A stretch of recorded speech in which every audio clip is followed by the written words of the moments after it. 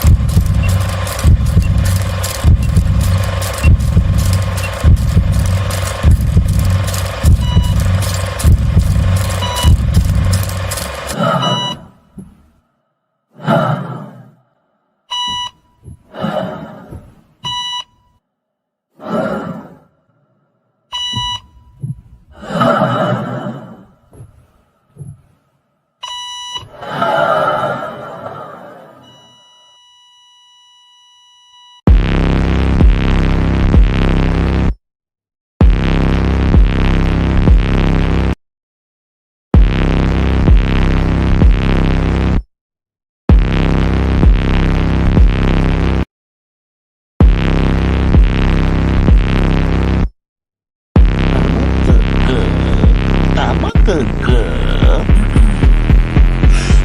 Are you ready for it? I'm a real tough kid. I can handle my shit. They said fake it, gotta fake it till you make it, and I did. I'm just a terrible person, I guess. Lights, camera, bitch. Even when you wanna die. Breaking down, I hit the floor. All the pieces of me shattered as the crowd was chanting more.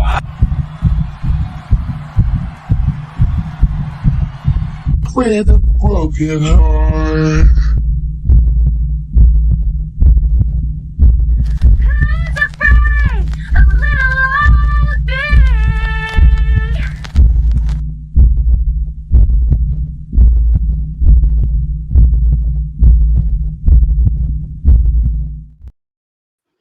And good evening, ladies and gentlemen. Welcome back. I am Sarah the Raging Tomato here, bringing to you live another Throwdown Thursday.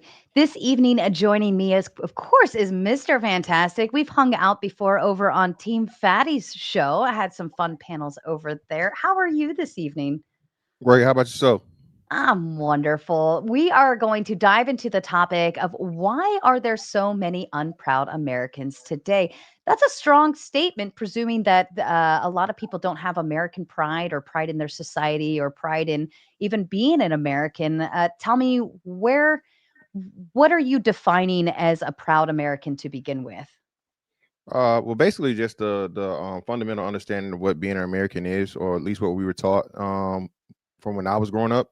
Hmm. We have a lot of um, communist and Marxist socialist ideology that's been embedded in, the whole, you know, American dream. You can make it here if you work hard, you play hard. If you work hard, you get rewarded at the end. All those things Hmm. have been drowned out by a lot of these. Again, just gimme, gimme, gimme, entitlement, Hmm. and these very, very destructive ideologies, pretty much. So, kind of like living the American dream. If I go and work really hard, save up my money, I'll be able to have the white picket fence, the home, 2.5 kids, and a dog. Yep. All right. So where have we gone wrong? You mentioned the Marxism, socialism, communism style of thinking, the handouts, gimmes. Do you think there's some kind of a propaganda that's pushing that narrative in any aspect? Oh yeah, most definitely. The whole we saw the thing that happened with the life insurance guy, the insurance Hmm. guy, the medical insurance guy. Hmm. People applauded that, right? And Right. people want to blame the rich for their misfortune. Now, I definitely think we have to hold the other side accountable to where there's a lot of crony capitalism versus, I guess proper capitalism, to where the Hmm. corporations have gotten too greedy, but that runs into politics as to where we've got 20-year congressmen and senators, and I Right. think having a term limit on the president, but not having a term limit on the legislative, the people that give the breaks and give the loopholes to big pharma, that give the loopholes to these banks, that make these people what they are and create these monopolies, is a major problem and issue we need to address and fix. So do you think that the people are maybe tired of capitalism kind of chiming in a little too hard, or kind of overriding the system with their wins, like their tax breaks, their ability to continue extracting the American dollar and not giving back per se?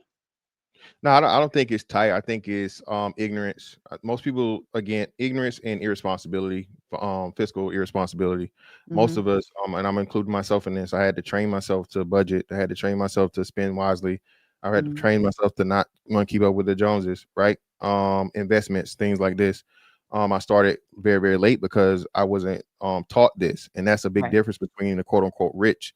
That this is instilled in them, in their households, and they're taught these principles and things. This is why they have the advantages they have. And then instead of us learning, which we live in the information age where everything is available now.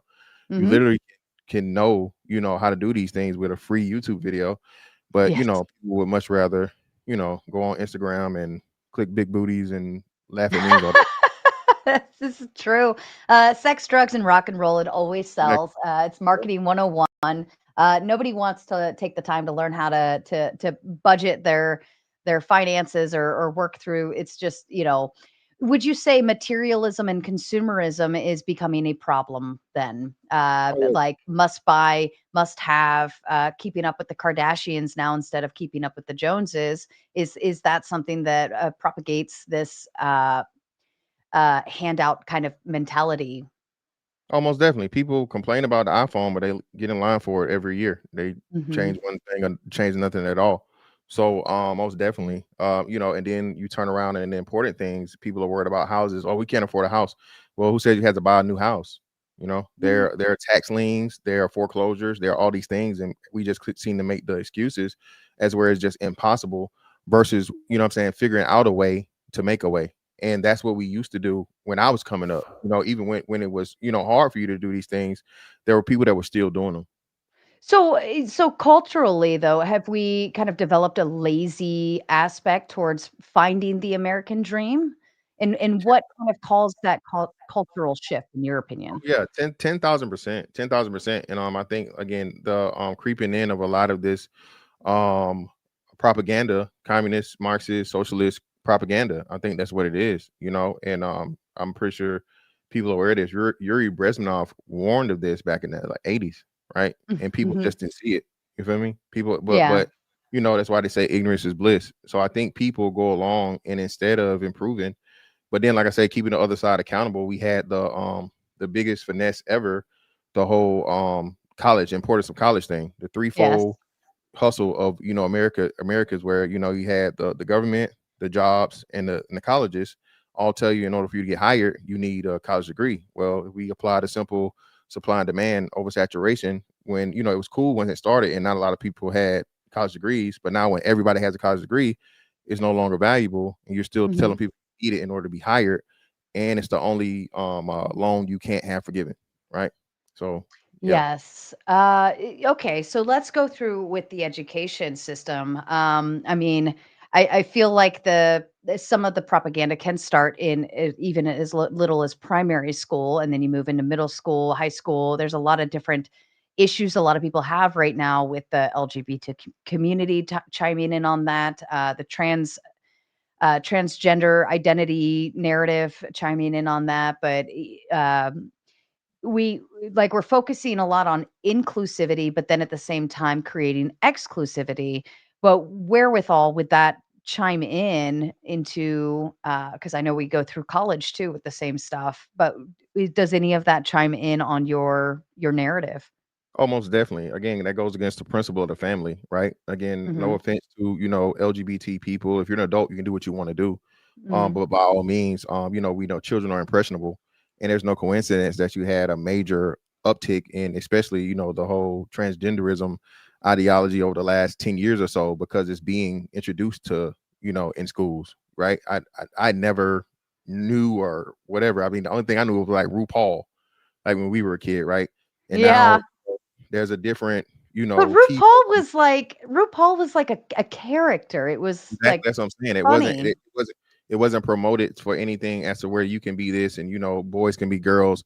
And I think this whole confusion, right? If you want to Mhm. destroy society, you put confusion in there, and you always target the kids because the kids are going to be the adults. So if the kids are used to it, and you raise them in a whole generation of this is okay, and all these different things, and anything can be anything. There's in unlimited genders.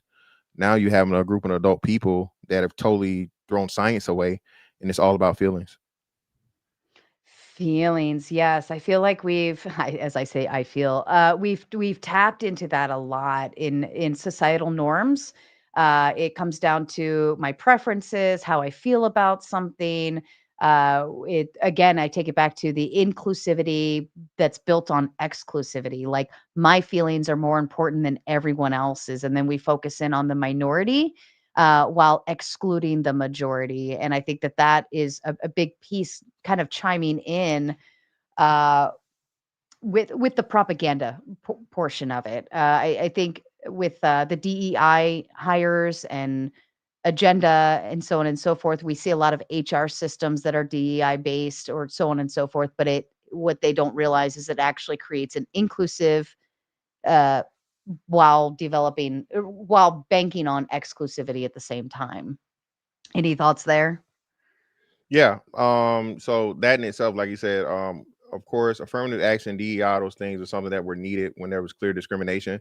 Mhm. But as time goes along, like you said, and we become more um socially modern, socially, I guess it would be safe to say, more Mhm. inclusive, no segregation, right? What happens is, like you said, now something that you meant um to help hurts because Right. we black men specifically suffered from the whole affirmative action because black women got a lot of these government jobs because they represented a two-hit minority. They were a Right. woman and then they were non-white, right? Right. So this is why we're and this chicken has come home to roost, unfortunately, to where now when you have this redux in the government force to where you got 300,000 black women that lose these jobs. Now they weren't complaining when they were getting the jobs, and you were making yourself so heavily dependent upon them because hey, who don't want to work for the government for how many years? You can't be fired. It's good pay, guaranteed government job, retirement, pension, all this great stuff. But again, everything's good till it ain't. And now in this predicament as to where a system that was made for them to succeed is kind of biting back in for the first time in our lifetime. It yes. I remember because 'cause I'm a '90s kid. I'm not sure where you were on that chart, but, in the '90s, I remember it was, like, Title IX came hitting hard, a lot of female pushing agendas. I remember Nike, anything you can do, I can do better, for the female, pushing the female athletes, things of that nature. But did the pendulum swing too far over and cause like an unbalance in the system versus balancing it back out? Um, I think I don't think it's ever been like an imbalance. I think the focus has and the promotion for sure. Like Mhm. feminism is another thing. Mhm. Women can do anything that men can do, and um, all men are dangerous and all these different things, and women, believe all women, right? Yeah, yeah, yeah. So a lot of these Me Too campaign, believe all women, all these different things have been extremely, extremely detrimental. And I think this is why we're having a bunch of the relationship issues we're having now, right? So Mhm. to the point of where men are extremely, extremely wary of approaching women, talking to them in these things. But yeah. Well, does that tie into kind of your proud to be an American concept? Because, you were agreeable to buy a house, white picket fence, 2.5 kids and a dog, right? So would feminism tie in with the communism socialist propaganda and create a breakdown, as you mentioned, of the family unit, and therefore causing this big divide between men and women, but also birth rate decline, so on and so forth. And now we're just a big hot freaking mess with a bunch of single people running around waiting until their late 30s to finally settle down. Yeah, yeah, it's a branch on that same tree, and Mhm. most impactful because, like you said, the most important aspect of any society are families, right? And if you Mhm. don't have men and women getting together, create families, now we're at the point, like you said, we're at where we're what below the reproductive rate, right? So you got a lot of these things that are happening, but again, I don't think most people understand these things. You know, people just go through life, living life, not understanding that if certain things, fundamental things, are broken or hindered, it can be extremely detrimental over time. And Mhm. I think that's what we're seeing. Well, would you say then, even we have a lot of single moms, a lot of fathers that may be absent, or so like all of these different variations. We've got the no fault divorce. We've got children being split between homes. But a lot of single moms are on the welfare, the state funded systems, so on and so forth. So, in terms of handouts, would you still want uh like single mothers who are not doing well to have a supplemental system? Well, for the sake of the children or something, I don't want the Hmm. children to starve. But I Hmm. think that's one of the major issues and problems that's happening is that the woman knows she can just leave the man and now force that man to pay child support, right? Hmm. Because she's getting on government assistance. A lot of people don't know that. If you apply for government assistance, you have to put the person on child support because the state's like, I gotta get some of this money back. You understand what I'm Right. saying? So it's a Right. twofold system as to where the woman gets double supplementation now and she has leverage and control over that man because if you don't pay that child support should get your ass locked up. There is a fun little system with child support, and it's almost a scary one in a lot of aspects because we do want the child to be taken care of, and we do want participating fathers, and we want participating mothers in both directions. But the system is kind of in a way set up to more as a threat versus promotional in a lot of directions, I would say. Okay, so now we're seeing these children being raised in these atmospheres, going to the school systems, kind of everything wherewithal. There's no family system built into place. Family units are gone. And now we're raising these children up through all of this. What do you think we could expect in the next 10 years to see for society? Do you think we will get back to like the make America great again narrative, or pushing Christianity and bringing back singular family units? Or do you foresee it kind of like shutting down and going completely awire? Yeah, nah, it's not looking good. And that's one of the things I wrestle with and understanding it. This generation, for the most part, and probably the next for sure, or is cooked for the most part. If anything, we'll be able to start with the whatever comes after Gen Z, I guess Gen Alpha. You start the thing back over Mhm. again. But as of now, it's just too much stuff in the water. And I think I forget who it was, but they're projecting the 50% of women to be single by 2030 in 5 years, right? So if the women are going to be single in 5 years, and then marriage is starting to stabilize a little bit or whatever, Mhm. some, but it's not getting incredibly better. But yeah, I don't see it being a turnaround, especially in 10 years or seeing anything good. Maybe 20 to 30, but 10, nah, it hadn't hit bottom yet. Would you say that's part of the socialist or even communistic or Marxist push, is to get all of the mothers in that position so that they can have better. Because if what is it? If you don't have a ground to stand on, you're more. What was the saying? Like you're more likely to fall for anything or something like that. So if you don't stand for something, you'll fall for anything. Yeah. There you go.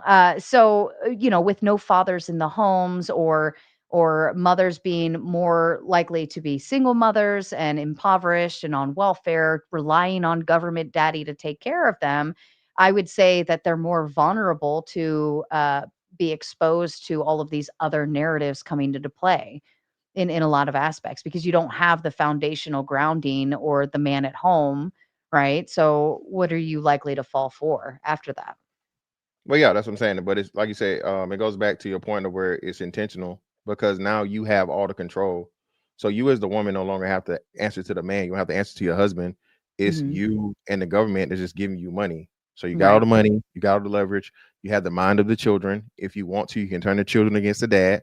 Men Mhm. bad. Your dad is because your dad doesn't want to be with me. Your dad is a bad husband. He's a bad dad. And that's Mhm. what a lot of women do, right? When that's not the case. A man can be the most cheatingest, horrible person in a relationship, be the greatest father in the world. I But for believe to walk, that. because women are extremely emotional and unfortunately vindictive in a lot of these cases with these children. The children are played with as pawns, and now you have even the next generation of boys and girls that believe this ideology that the men are evil, right? And the Yeah. man that's closest to them being their father.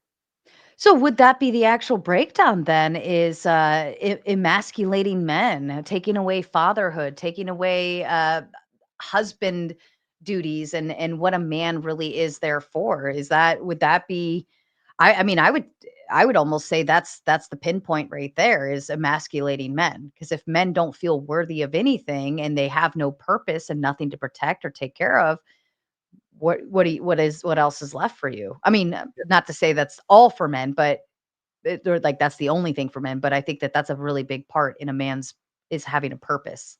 Yeah, but I say this all the time. On the biological imperative is a thing, right? Mhm. Reproduction and survival, right? So everybody, for the most part, you have this urge subconsciously to make a copy of you, to make more human beings. So when women make it difficult, when they're saying things like "I'd rather choose the bear than the man," right? Mhm. And all men are evil, and men are creepy, and men are this, and men should only pay for stuff, and all these different things, and so on and so forth. Yeah, it makes men very very defeated subconsciously, right? So if you get the men to do that, they don't have a purpose, and then you take away the competitive spirit where toxic masculinity, right? Mhm. You want to pick up heavy stuff, and you want to, what I'm saying, be macho man, I guess, as they say, so on and so forth. Now you're a problem. You've challenged the existence of manhood and what a man is just hormonally wired to do. Testosterone makes you want to pick up shit. Testosterone makes you want to hit stuff. Yeah, Testosterone makes you, what I'm saying? So once you turn that bad, you're telling men that you can't be what you are. And that's very, right. very problematic. What would you say the fix for men would be then in that aspect? I mean, because that's got to be a heavy burden to take on, especially as a man. Like your manliness is now being deemed as toxic and bad for the world, or bad for women, or bad for children. How would you? I know it's a little outside the scope, but how would you say a man should combat that and overcome it? Um Rush head on into being masculine and don't fall for any other rhetoric. Now, of course, don't go out here and just punch some random person in the face. But all men, you know what I'm saying? Mhm, Do the thing that men do, and look for women that appreciate that. Try to mhm, tune out, because again, I still think it's a loud minority, a very very loud minority of women that do this, because we see women still like men, clearly, no matter what they mhm. say on the internet. Yeah. Women love men, women like men, right? But I think for those that, especially the younger men that haven't lived life yet, and they live their lives on the internet a lot more than our generations did previously, Mhm. the propaganda and stuff can make you think otherwise, and then therefore make them hesitant to approach women and try to deal with women and be in relationships and stuff. That makes sense. I couldn't I mean, I feel like it's easy for me to be a woman. I say that point blank. It's very easy. You'll either be eye candy or you're recreational use. Like there's always something, right? It doesn't matter. In any direction, I'll always Yeah, all, be all the women on my useful. 600-pound life, all the women on my 600-pound life have a boyfriend or a husband. Yeah. That's crazy. Yeah. Well, okay, so yeah, so as a woman, like there's because of our selection ability, right? Like we have the selection upper hand, and you are merely at the whims of whether we choose you or not, right? So I feel like being a woman is significantly easier in today's society, or any society for that matter. So is it do women just need to pull their heads out of their asses and point blank just shut up about the toxic masculinity? I mean, I feel like the propaganda has come down because I remember all of this stuff and I remember being told, you can do anything a man can do and all of these things. So did they kind of yield it too hard and now we suddenly are like, I don't need man. Well, yeah, I think that's something for women to do. I think the majority has become louder than the minority, and that's the problem. We're Mhm. starting to see it slowly. More women are starting to come out and say how, hey, they want a man. They want the man to move the furniture. They're not trying to call their friends, their homegirls to do this. You know what I'm saying? Something that should take Mhm. 2 hours took two and a half days now, right? Because we can't carry nothing. So I Right. think women have to fight back and push back on the propaganda to fix this issue and problem. because hey, this a lot of men are starting to look elsewhere, right? Men are Mhm. starting to travel. Women of the other of these other countries understand this, and they're starting to take advantage. So if American women don't get with it, it's a woman in Thailand, the Philippines, Colombia, Brazil waiting to take your spot. Well, I mean, realistically speaking, is that the worst thing in the world? To import, like import women, right? Kind of like the passport bro style, except we're bringing them in, who actually have those American value systems that you spoke of earlier, who are okay with being domesticated, stay at home mom. Uh, Man is the leader, she's submissive. Would it be the worst thing to do that and have them come in and make babies and procreate because they want to do that, right? No, it would actually be, like I said, a jump start to the thing because American women don't feel like they need to compete for men. American women Mhm. don't feel like that the men, because they fell for so much of the propaganda, they feel like it should just be a one-sided thing to where, hey, me dealing with you is a privilege. Me talking to you, me being in a relationship, me being seen in public with you is a favor. So you need to entertain me 1,000% of the times, keep me happy 1,000% of the times. And as soon as you don't, there's another man waiting. So if other women that have uh actual appreciation for men, right, and Mhm. they understand that the man is the source of provision and protection is needed a lot, because then if America, you had a certain substantial portion of American men start dealing with non-American women, all right, that would literally, that what I'm saying, it would be the proof right Mhm. there. So tell me about, I'm assuming you know about TradCon wives, the influencers, the social media. Would you say that that's a strike back to try to re-harness the attention of American women to bring forth that good American spirit, stay at home, Betty Crocker style thought But process? yeah, I think her name's Nora Smith. I think Nora Smith is her name. I think that she's probably like the most popular one. I could be wrong, but that's that. I think I might be saying her name wrong. But either way, yeah, stuff like that. I don't think that that's enough, because I see her getting way too much pushback. Women are saying that marriage is sex work now, on all sides, all races, right? Or talking about Mhm. marriage and sex work. So I think again, that very, very small contingent of women that are doing the track con thing is enough to counterbalance the misandry. But I mean, How it serves some purpose. The men, I think, the men appreciate that way more than what the women do. do you think if we instead turned it to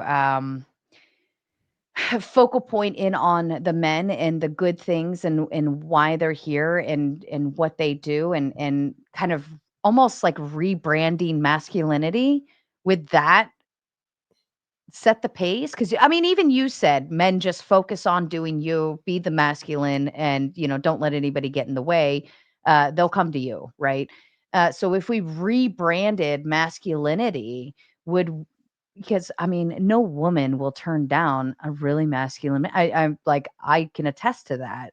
If you're like weak, if you're a crybaby, if you're emotional, and all these other things, I'm immediately like, oh, that's a turnoff. But if you're a man that, like, stands up for himself and says, "Fuck off," right? Or whatever the case would be, I'm like, "Oh, that's sexy. Talk to me, please." Right? No woman can turn away from masculinity. I don't care how feminist, blue hair crazy you are, you cannot be turned off by it. Yep, Um, I think you, and I think that's the thing though. Women are purposeful liars when it comes to this, and I talk about this all the time. The same woman that will, publicly say, "Oh, you disgust me, you this, you that, you're unattractive, you whatever." You get mhm. that woman one on one by herself, have a conversation, and next thing you know, you guys are having, let's just say a very, very private meeting. Okay, a very That's a nice nice way to put it. a very nice cardio session, if you know what I'm talking about, right? So yeah, me and you both know this, but I think, like I said, because we were 80s, 90s. You say you were 90s baby, so you I'm a born in 90s. 90s kid. I'm a 90s 90s kid, so kid, 80s so I'm an baby. So 80s 80s, yeah. baby. So I'm an 80s baby. So shout out to 80s babies, right? I think we were I know we were the last generation of, hey, tell it like it is. This is what it is. This is Uh-huh. reality. Shut up. Stop crying. Do what you got to do. And hey, we'll you know what I'm Yeah. saying. We'll figure it out and worry about the feelings later. We were the last generation to have that. So I think what's happening is there's too many people that's gotten the mic, too many women that's gotten the mic, and then the simps. Oh my god, the Oh simps are what yeah. makes it. The simps is what amplifies They what the women. Yeah. ruin So it. yeah. Okay, So when you said up earlier about the creepy men, that's the creepy stuff. Like where like for instance, you like a dude and I say a victim of this, right? Getting DMs from men and they just DM and I have zero responses whatsoever and then they continue DM. To me, it's like why are we doing this? Why but somebody didn't take the hint here, right?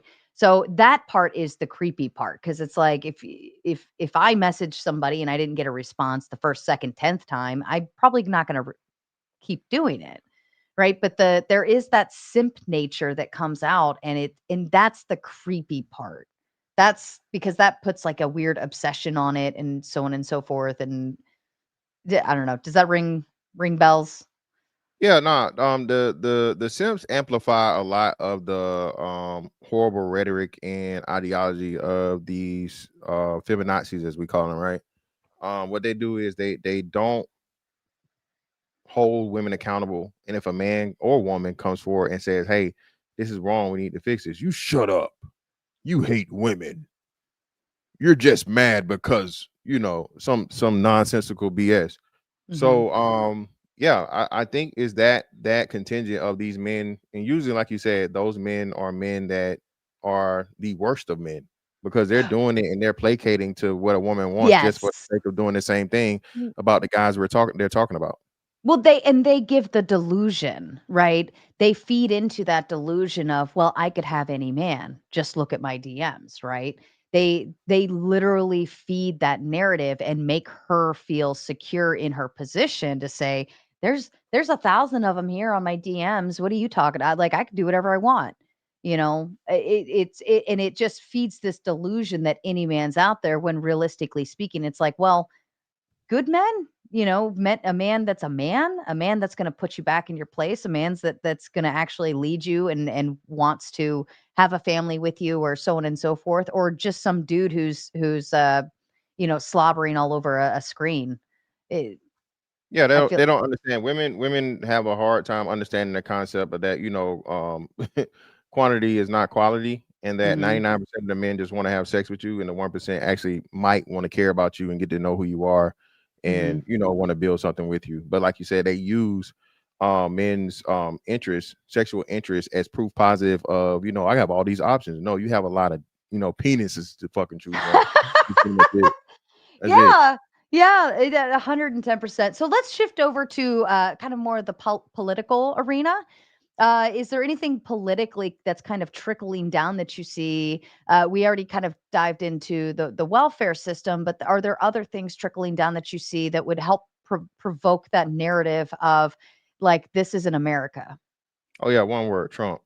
This Trump derangement syndrome is ridiculous. You say the Oh, word okay. Trump, people of all on all sides and whatever, they go crazy. So people blaming Trump for everything. Stuff that Trump don't even have anything to do with. It's Trump's fault. Trump. This EBT thing, everybody's talking about Trump. I'm like, you do understand that it's not even to Trump yet, right? You do understand that Congress and the Senate have to pass something for Trump to sign before Hmm. we bring Trump into this, right? But again, it goes back to the very, very poor understanding and people being willfully ignorant, right? And Hmm. then just wanting to blame him because everything that Trump does is wrong, no matter how great it's going, right? It's just always going to be a problem. So that would be the number one catalyst for everything right now.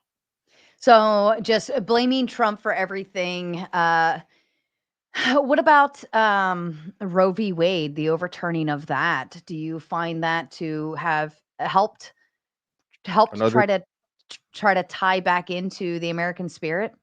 Oh, most definitely. Yeah, because women were using that as an option for birth control. And it's never intended to be that way. So, and Mhm, people again, more willful ignorance to where people don't even understand. I think might be 5 states or so. I don't know.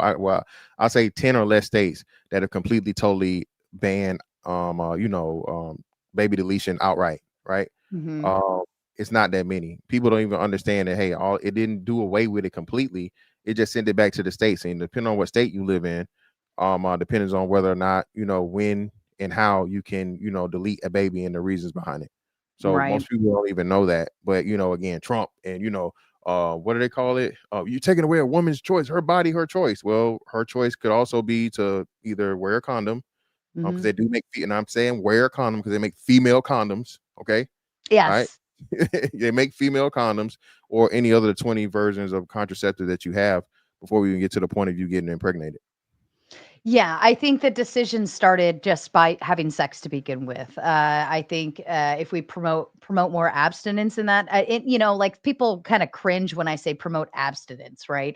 And they're like, well, they're going to do it anyways. It's like, yeah, but if you shame a particular behavior, uh, I feel like we used to shame being a slut before, but now we put it on a pedestal. Like, yeah, I'm a slut. Like, yeah, slay queen, and I think that we've gone too far in a weird direction of promoting sleeping around, promoting casual sex, promoting casual relationships, and not even promoting long-term relationships at all. People aren't dating with intention, so they're just I call it Uber dicks. Is for Tinder, it's Uber dicks. Like, that's, I've heard too many stories of people, uh oh yeah, I just messaged him a couple hours ago and he's coming over, we're gonna bang and whatever. And I'm like, why is this a thing?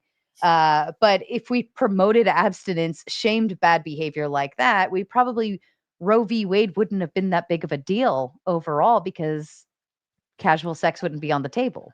Well, again, that's something more so that came with women, feminism, Hmm. women's sexual liberation, right? Hmm. I forget when they were, but it's pick any day of the week, and there's some women somewhere with their titties out talking about, hey, they're right, right?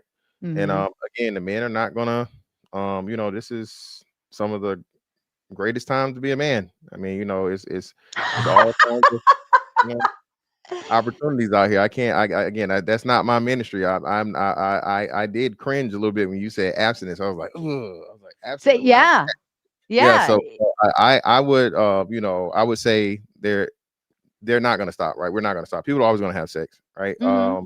Biological imperative, practice, all those different things, so on and so forth, and But especially it with wasn't celebrated. It no, I wasn't agree. It celebrated wasn't for celebrated. Yeah. women to sleep around. That's the stark difference. Now we Well, yeah. That's no. You're celebrate. right. No, that's what I'm saying. And like the whole culture is a whole, the Mhm, 304 culture is a thing. They mhm, what I think it's the Whatever podcast. They mhm, have a panel of girls from in their early 20s to our age, that every night they talk about, hey, I make money off of my body, and these dudes I hook up with and all different things, so on and so forth. So yeah, I think that as long as women have that attitude as to where they're using sex as leverage for everything, but then mhm. at the same time trying to shame men for wanting to have sex with them, is just a never ending cycle. Yeah, no, I agree with that. On the back to the political arena, would you say there's anything aside from Trump derangement syndrome? Like, we all know that is it's a true thing. I feel like it should be diagnosed. But would you say, in terms of what's being proposed, we've got the Israel versus Palestine, we've got Ukraine, we've got all of these different scenarios kind of rumbling around, and yet I feel like we lack the ability to look internally first. We're too busy fighting everywhere else and dealing with everyone else's problems. Now that the world police, thank you. That's a very that right there, and that's one of the things that Trump was trying to fix and get out of. People Mhm, don't understand. For background, I'm 20 years retired, Navy, right, military. mhm, So I literally got fucked over with the whole Ukraine thing. My ship, we were literally on the way back home, and they officially, said we were getting involved with the Ukraine shit, and a 6-month deployment turned into a 9-month deployment. oh Okay, my. it was horrible. Okay, so people don't understand how much money that was wasted on Ukraine. It never should have been did in the first place, because people don't even know that Ukraine is not, what I'm saying, a member Mhm, of NATO. You feel me? And then we're not supposed to be, just for the reason in their geographical, what I'm saying, set up to Russia, right? And again, ignorance. But if you can just blame Trump, and you can just, everybody had Ukraine flags in they damn social media. You know what I'm saying? Back in, if I could have made up a virus okay, just for the target Ukraine flags alone, nobody would have an account. But yeah, just ignorance, man. And then this bleeding heart thing to where people are mad about, oh, we can't eat and we can't this and we can't that. Well, you can't complain about the price of bread, the price of eggs, the price of houses, but then promote throwing money to Ukraine and throwing money to Right. Israel and throwing money to Palestine and all these and all these different things. Again, like you said, you have to take care of home first. And I Mhm. think the more we pull away from a lot of these things that have nothing to do with us, listen, if you believe that the Palestinians and the Israelis are ever going to start fighting, I have some beachfront property in Antarctica to sell you. Okay, holla at me. Or a bridge in Nevada. What else on the political front line? Because I know Israel and Palestine's a really big hot button issue. Ukraine is, I feel like that one's kind of Yeah, it's sacred and simmering all. out. Yeah. But in terms of policies that are being thrown down, I know we just had the SNAP EBT thing happen, and a lot of people are upset about that.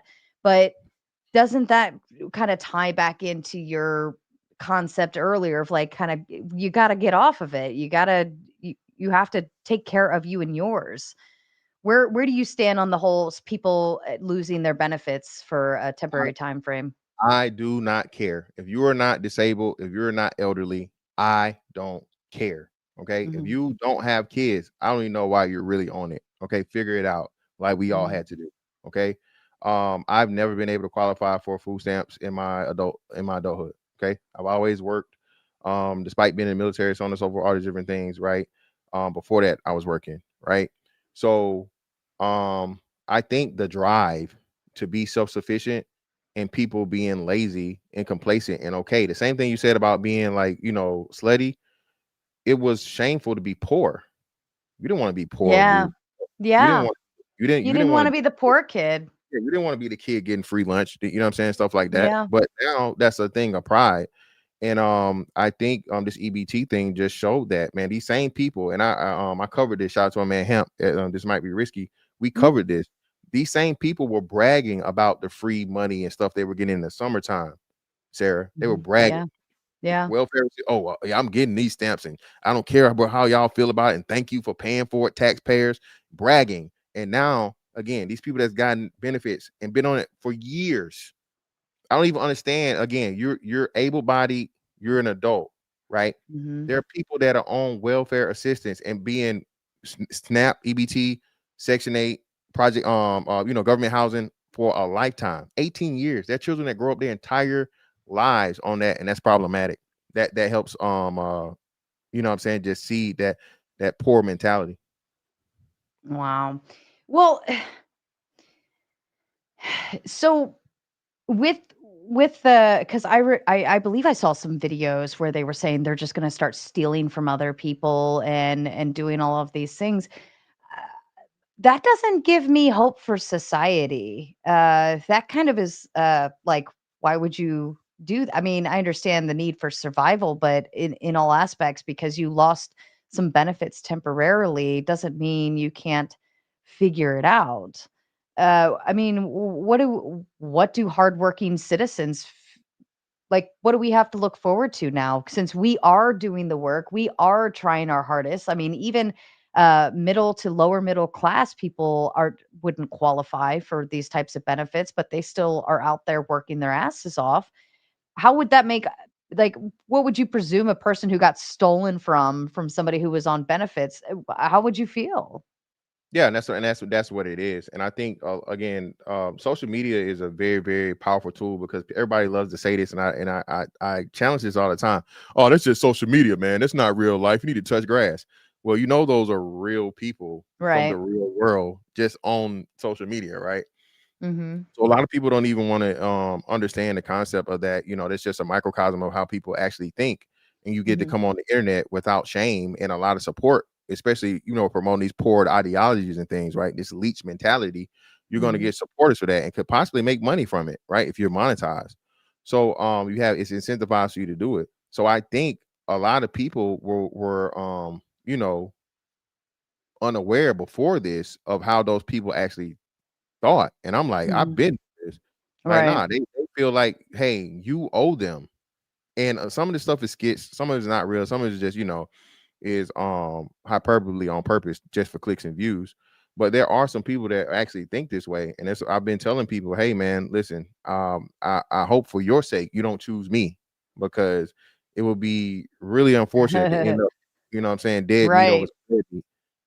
right. So in terms of solution, what could I mean, how do we bring it back? Like what are we doing? Do we just push propaganda? Do we just push administratively? Do we just let the weak fail? What do we do? I think it's a combination of it all, man. Listen, you have to snatch the safety net at some point. You got to take the training wheels off the bike. I think if you are not a disabled person or elderly person, right? Mhm.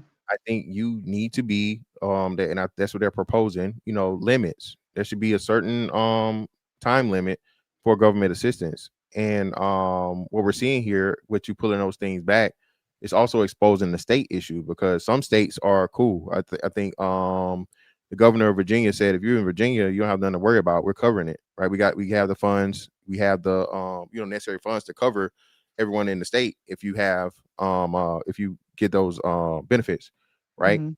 Um, but for the most part, there has to be something to where these people are forced off of the government teat, as they say.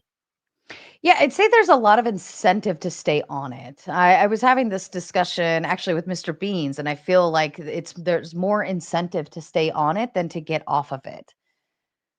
Well, if you're lazy, I mean, I just can't agree with that. Someone that's had to work and had to earn things, I am, especially as a man, like you say, we go back. That's a part of masculinity, right? As a Mhm. man, I can't be in a marriage or in a relationship and know that the government is taking care of my family for me, right? Uh-huh. You know what I'm saying? That pretty much, like, anybody that walks by my cart after I use my EBT card should be able to reach in there and grab whatever they want, one item, and go on. I ain't got nothing to say about it. Mhm. That's my thinking, right? But I think once we, and again, this is only for able-bodied people. If you have a condition, if you are disabled, if you're elderly, I'm not talking about that. But Right. working capable adults, no, no, there is no incentive other than you want to be lazy. Then you don't want to get out here and work hard.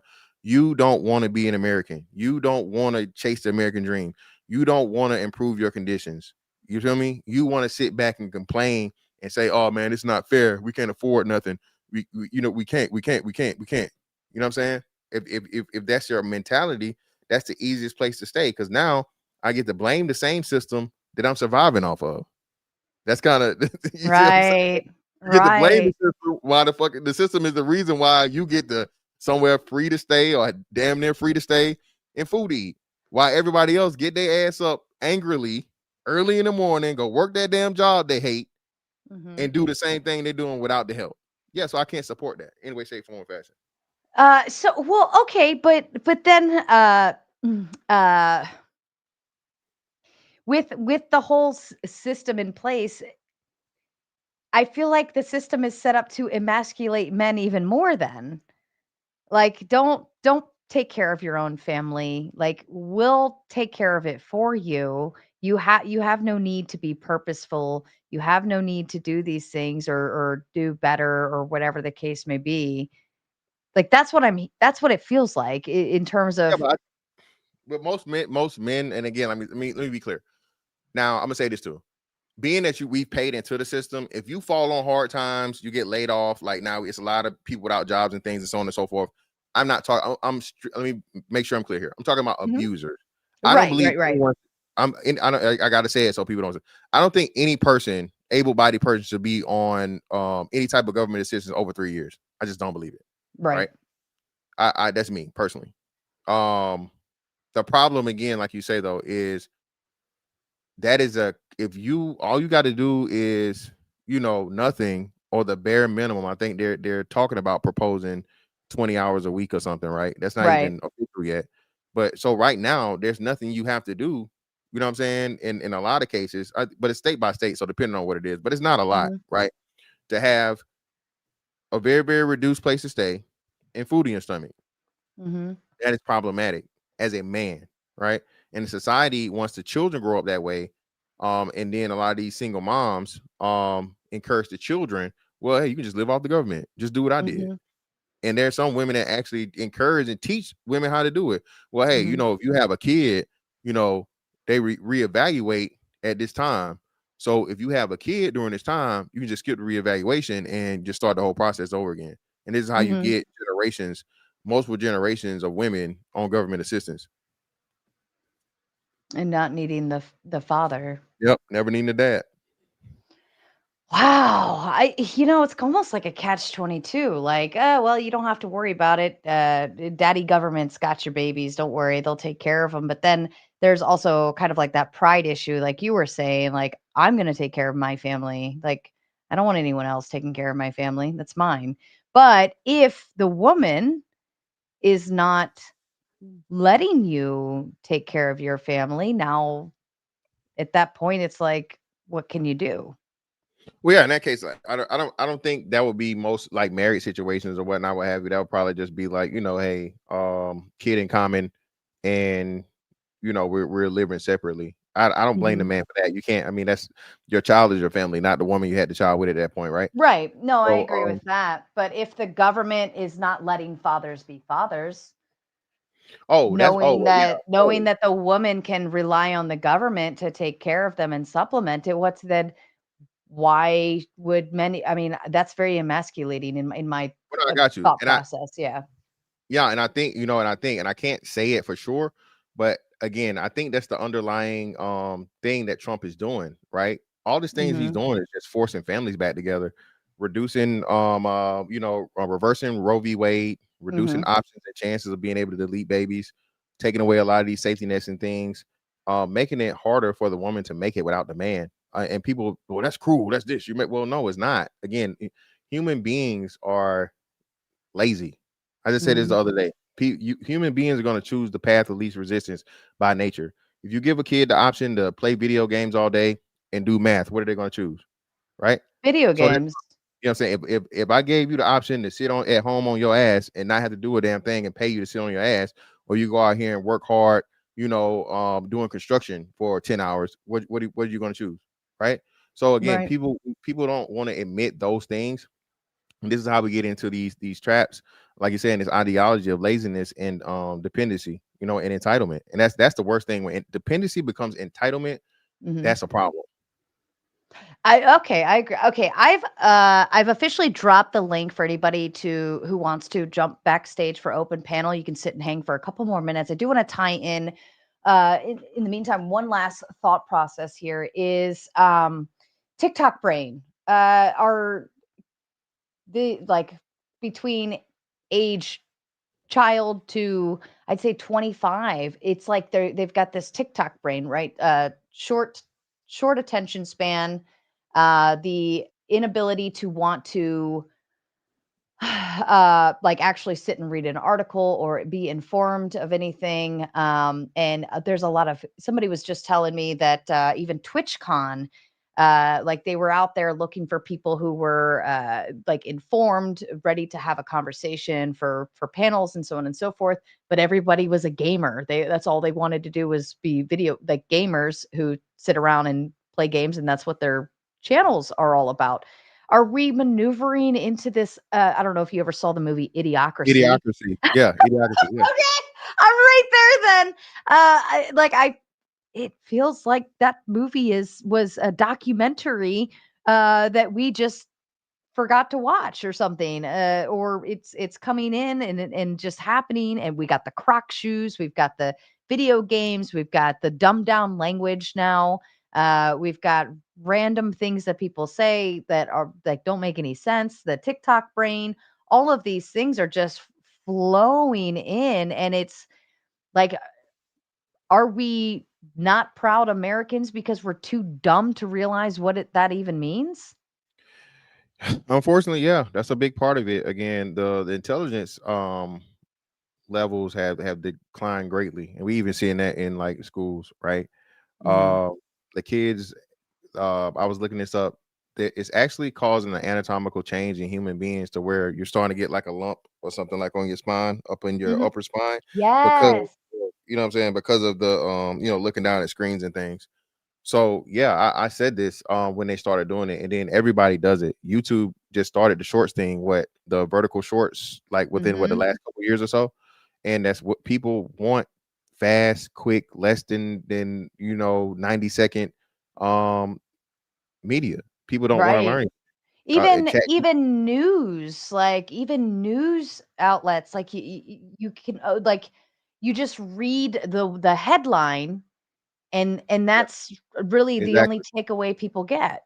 Yep. No one goes in and actually reads the thing, and that's how a lot of this TDS happens. Trump, you know, uh takes away veterans, and they don't say that, hey, well, they rolled in some veterans into a VA hospital that were about to die. Some of them Mhm. that you actually read the article. Right. But no, another Right. big thing, Chat GPT, Grok, Oh, all this yeah. AI stuff. You don't even have to learn anything anymore. Everything, you don't have to Yep. think anymore. It's literally here. Like you said, people are falling into the trap because it's easy. Human beings, again, we're being replaced, and people are talking about this stuff and not even worried or aware of it. Well, do you remember, because you're around the same age as me, when we went to the library, we had to pull the catalog and actually go find the book, and then we An had to get into the encyclopedia. book, and then we had to, like, dig in and try to find the answer we're looking for, and there was just nothing. Now it's just you can chat GPT, you can Google, you can Wikipedia, and at least resource out to where it tells you everything, your starting points. My God, it's dreadful how I don't know You don't how. have to be smart. You can literally live your life on autopilot at this point. Like you said, I was just thinking about Mhm. that process, and I was these kids have never seen an encyclopedia. Mm-mm. They've never seen one, right? They've never No. even, a lot of them never been in a library. Like you said, hey, we will have to go and actually get the little turn turn thingy to go through and see, hey, where it is, what shelf, where it's supposed to be. Hopefully it's right there. Get it, read the book, go through the whole book and search for what we're looking for. Then take this thing called a pencil and paper and manually write it. Right. Yeah. All of it is Yeah. gone. Yeah. You literally don't even have to type anymore. You can literally text to speech stuff. You can literally Yep. tell Grok or tell AI, hey, create this. So this is where we're at. And people are, using it, but not understanding that, hey, you're literally working yourself out of usefulness in the next 15-20 years or so. Yeah, that's fair. I think some people were on your side asking for the link. You're more than welcome to drop it to them if you so Okay. choose. Otherwise, it is over on my channel. It is pinned at the top of my chat. You're welcome to come over and grab it from there. Either direction is fine and up to you. Let's do a couple super chats, and then I've got quite a handful backstage, so we'll get through that. Kazak says, "Hi Sarah, today's my birthday. Happy birthday to you." I bought a vanilla cake and it just says white, and I felt a certain way about that. That's fair. Fair enough, Kazak. It's probably I don't even know. I don't even know what to say for that. Alexander says, I mean, we don't even like to import labor. Imagine the outrage of importing wives en masse. What do you think about that? Do you think all the women will be pissed if we import women for to be to Oh, like take some on modern the mail order bride. I yeah. think they would act like they didn't care publicly, but yeah, they would definitely care because they would understand what it was. That's fair. Jim Rat '08 says mailbox. I have no idea what that means. That's on your side. Is that a thing? He's talking about mailbox money. Shout out to him. Shout out to Jim Rat. What is mailbox money? I'm retired. I'm retired military. So you know what I mean? Mailbox money. Oh, fair enough. Well, thank you to you, Jim Rat. Tom Carpenter says number 2 for the goal. Thank you so kindly, Tom. Shade Master says welfare, SNAP, EBT, etc., was originally used to encourage women to live on the government instead of being a good wife to her husband. Do you agree with that? Yeah. Whole like 10,000%. Yes. That's exactly what it was. Well, but you also said we wanted to take care of the kids, right? Like you promote still supporting women who have children because we don't Yeah. want the kids to have to suffer for that. So is it kind of like a twofold in terms of it hurts, but it also helps at the same time? And how do you determine when it's hurting and when it's helping? Well, again, I would say this, right? That's another thing. because if you take it away, now these women don't have incentive to have these children. A lot of these women have the children in order to keep receiving the benefits. So if you Mm. take away the incentive, that is another thing that forces a woman to be more sexually responsible and not have all these children in poverty. I could not imagine having babies just to get money. That's a lot of work just for some added benefits and a couple $100 a month or something. That would I don't know. That's that's a big sacrifice. But at the same time, it helps curate our more women having babies, right? Like we do want to solve the birth rate decline. So in one way it might incentivize to a good way. It's just the quality versus quantity issue. Well, yeah, that's problematic. So if you so if the babies that are being had are the babies that are being had by, what I'm saying, the lower class of people that are Mhm. going to have that ideology, and then you're going to continue to do that, then like I said, I think that's a major issue too. We need more Mm, children to be had within families. So I if agree.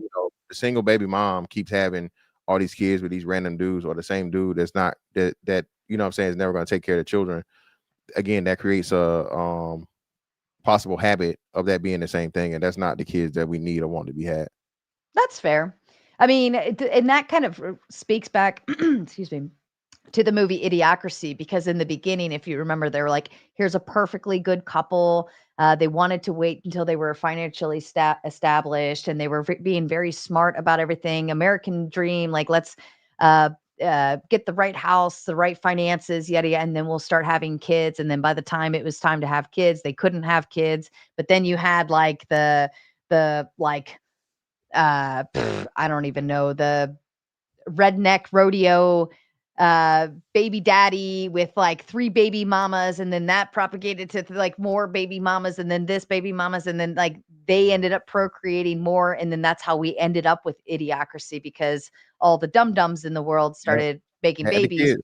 Yep. where the smart people who you want to make babies weren't making babies because they were too busy being smart about it. I don't know, it's kind of like it's a twofold there, I feel like.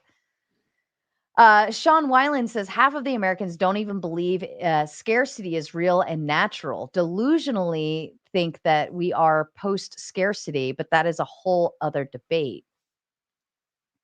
Half Americans don't even believe scarcity is real and natural. Delusionally, they think that we are post. Do you think we're in a scarcity situation? That's what I'm trying to figure out. What do you mean by scarcity? Is he talking about resources and or whatever? Because no, there's no scarcity of anything in America. This is why everybody wants to come here.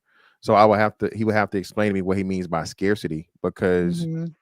I mean, I mean, yeah, resource wise, we've got reserves on reserves on reserves. yeah. I'm not Sean, you'll have to jump on and talk to us, buddy, on that one. And Tom Carpenter coming in with number 4 towards the donut goal. Thank you, Tom. And Tom is going to be coming on this Sunday evening for an interview if you want to catch that. And that is AI on societal impacts on with AI. That will be members only, by the way. All right. Well, are you ready to meet your panel? I've got a full house backstage. Indeed. All right. Well, let's have some fun.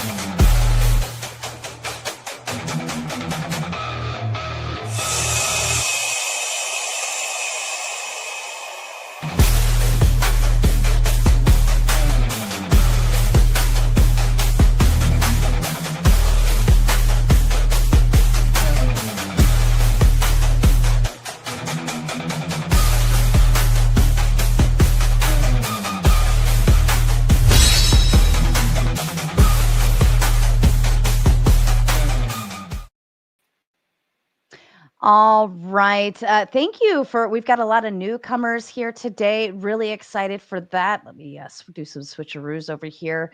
Actually, who was? Let's see. Carnal Conservative. you were backstage first. If you want to kick us off with a question, that would be great. And I do have a duck hanging out backstage. So if you guys want to get him up here or anybody else who hops back there as well, you got to boot somebody else off, except for me and Mr. Fantastic, of course. Carnal, go ahead with your question. The question is, as far as the whole scarcity issue, it's not so much a question, so much as an information Mhm. dump. Being post scarcity is supposed to be, it's this communist ideal where we no longer have to work or fight for resources anymore. And it's an uninformed take when it comes to human economics, because when we're actually post scarcity of something, let's say grapes. If you're post scarcity on grapes, you start making wine. So it's just a compounding issue of what are you post scarcity on. So you're never going to get to post scarcity, and he's the what the comment was saying is they think that we're in a post scarcity time, and we never will be. That's all it means. So how Okay. would that incorporate into like our current political agendas and narratives and everything we have going on? Well, there is this idea that money is unlimited, Hmm. that you can just print more money, it'll go burr and take care of everyone, and you know the daddy government will just take care of you indefinitely with no consequences. And Hmm. that's never the case. There's always a cost. If you sell your soul, you sell your agency, it's going to come with something. There's always strings attached. There's no such thing as a free lunch. It's the eternal law of things. Okay, fair enough. Beth, did you want to? You were second in line back there. Do you want to chime in with some thoughts?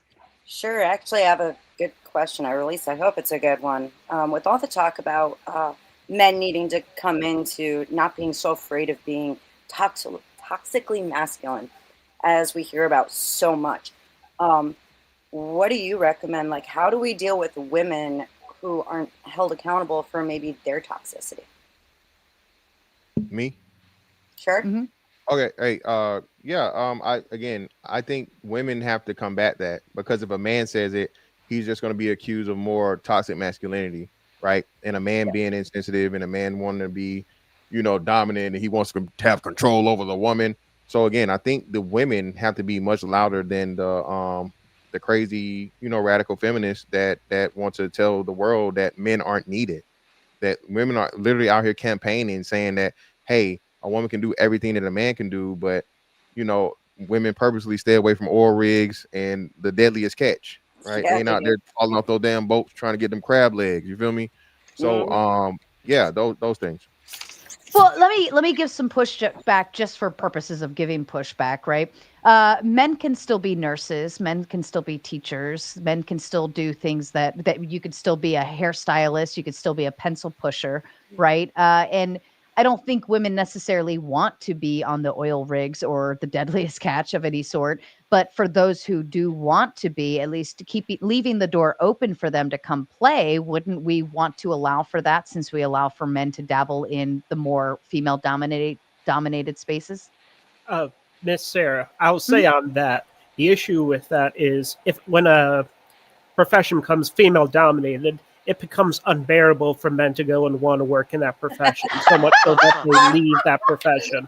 You're Amen starting to to see that. that a bit more with like research in STEM, where there's a lot of women who were pushed in, where Mhm. just the way they operate, uh, it completely disrupts the work culture that makes it so that men have to be more delicate with their words, avoid any potential miscommunications, Mhm. and has to go and deal with small talk as a part of their job when they just want to go and talk about work and then get out of there. Not just that, but women in men's dominated workforce areas tend to become more of a liability than actually serving any good purpose. I mean, like if we want to talk about working on like oil rigs, right? Or like Mhm. washing windows on high rises. Some women might be cut out for it, but those would be the outliers. And sure, Right. it's cool to leave room for them. I think my big thing is that you see a lot of women who, like, he touched on how children are often weaponized um, in broken relationships and whatnot. And, God forbid that a man tries anything or says anything or does any, if a woman's acting toxically towards him, he can't defend himself. But women are always the loudest ones screaming about men's behavior. It's Right. kind of frustrating sometimes. No, that makes sense. That I understand what you're saying. Clay, you were next back there. What do you got for us? Sure. I mean, I could weigh in pretty much on anything that's been said, but my interest is the EBT. I don't know the exact extent of it as far as what's being unallowed, um, but and just to kind of preface this with, I understand that Mr. Fantastic mentioned that he's not talking about necessarily the disabled folks or the elderly folks, but when I look at society as a whole, I see millions, like hundreds of millions of people, and in those hundreds of millions of people, um, the dejected could easily be categorized as lazy, and that's not to say that they can't do, uh, but because when you look at, especially like the poor class, um, those who are in the poor class are raised poor. Typically, they probably worked labor jobs if they worked at all, a lot of day labor type stuff. And then at some point, in their 40s or 50s, maybe even sometimes in their 30s, they become what we would call dejected. They look at society and say, "I'm out. I'm out. I'm not Mhm. doing this anymore." And so for those people who essentially I look at and I say, well, I'd rather have them at home, dejected in their own homes, than out there on the streets stealing. Um, what I mean by that more specifically is we feed the prisoners, but those who really are just upset at the system, when we look at them, we say, well, you haven't committed any crime, but we're not going to feed you. Mhm. And that just seems to me a travesty. Well, it's fantastic if you wanna give pushback Yeah. on So that. no, I no, would no. So again, like I said, I that's I just looked. The numbers say only 12% of Americans are qualified for or on SNAP EBT, right? I think the poverty line is somewhere around that same line, 13%, right? Even those people, I think the majority of people that start in poverty don't stay in poverty, right? Some you usually elevate up to the working class or whatever. For those very very few amount of people that get dejected and so on and so forth, of course I feel for them, but at the same time, like you said, you have to have some type of drive, you have to have some type of desire, and a lot of those people just lack that. So again, I can't when I know I came from humble beginnings, as they say, right, and made a way. There's too many options. So if you just decide to quit, hey, that's what you choose to do. But I don't think it's a fair thing to say, hey, I have to take care of you and keep paying for you just simply because you gave up. It just doesn't seem right. right, And and my pushback would be to you, Clay. I understand the idea of, we pay for prisoners to survive. Why don't we pay, for the poor to survive? But in that aspect, the prisoners don't have any other option. We lock them up in a prison cell. We force them to be there. They've lost their rights to anything else. We have to feed them because we put them there, right? So if we were going to, like, whereas the other people, yeah, they're impoverished, but they're still capable of working. If they weren't, if that wasn't the case, then we would, like, if they're disabled, if they're elderly, so on and so forth, totally different story. But you're capable of going to get a job. You're capable of working part time somewhere else. You're capable of doing all these other things. Whereas somebody in prison, they have zero options for any of that. They don't have the ability to feed themselves. Clay, I'll just say, like, on the aspect of prisoners, if you make prisoners work for their food, that is no longer a prisoner, that is a slave, just by the strictest sense of the word. Because, in a um, sense, they can't leave the service of either the state or an individual. Hmm. yeah, no, I wouldn't agree with that. Even though I understand your ideal there. No, they wouldn't be considered a slave. They're just a prisoner who you simply put to work, and they are forfeit their rights. And because they are forfeit their rights, they also have to atone, and that's a punishment. It's not a slavery thing. But as far as the welfare, right? So the welfare is not it's not a leg up for the poor. It's a protection for the rich, right? So if someone in their ivory tower believes that they're going to be able to just essentially have all the poor people bring all the food to them and then they get to dish it out to who it goes to, eventually the poor will take that food back. And so it is a protection for those who have, uh, that they give to those who do not have. And yes, I do agree that there are some distinctions here. And when you mentioned the prisoners, the pushback for what prisoners have forfeit. Um, well, how much more so do we owe to those in society who don't commit crimes and then are simply just unhappy with the system to take care of their welfare as a society? Because when it comes down to society as a whole, the general welfare is a concern. And yes, I do agree that there are some nuances to who should and shouldn't get it when it comes down to it. Like I mentioned in the chat, that I understand the need to punish those who abuse it, which is actually that technically that's theft, right? And so yes, absolutely, they should be jailed for theft. But that's not to include those who are just simply dejected and then could easily be called lazy. And that leg up that they're getting, it's a protection for those who have. And so I would rather have my tax dollars go to feeding the dogs than to make sure that they don't have. I want them to live. I still have value in their lives. Well, we're about to see a big overcorrection, I think, because now it's like in some states, like where I live, right? I am legally disabled for no fault of my own. It is a long-term disability. I have a teenager. Despite the fact that my child is a full-time student, the amount of SNAP that I get for him is being adjusted because they think that he should have a job despite being in school from, he has to leave the house at 6:30 in the morning and gets home after 4 in the afternoon. And even then, under New York state laws, he's only allowed to work X number of hours a week.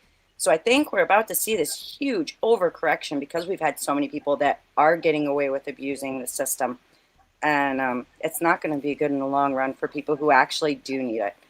Well, I like that you mentioned too, real quick, that that there's those who are limited to what work they can do. So when you're on a welfare program, you're actually limited to how much you can work.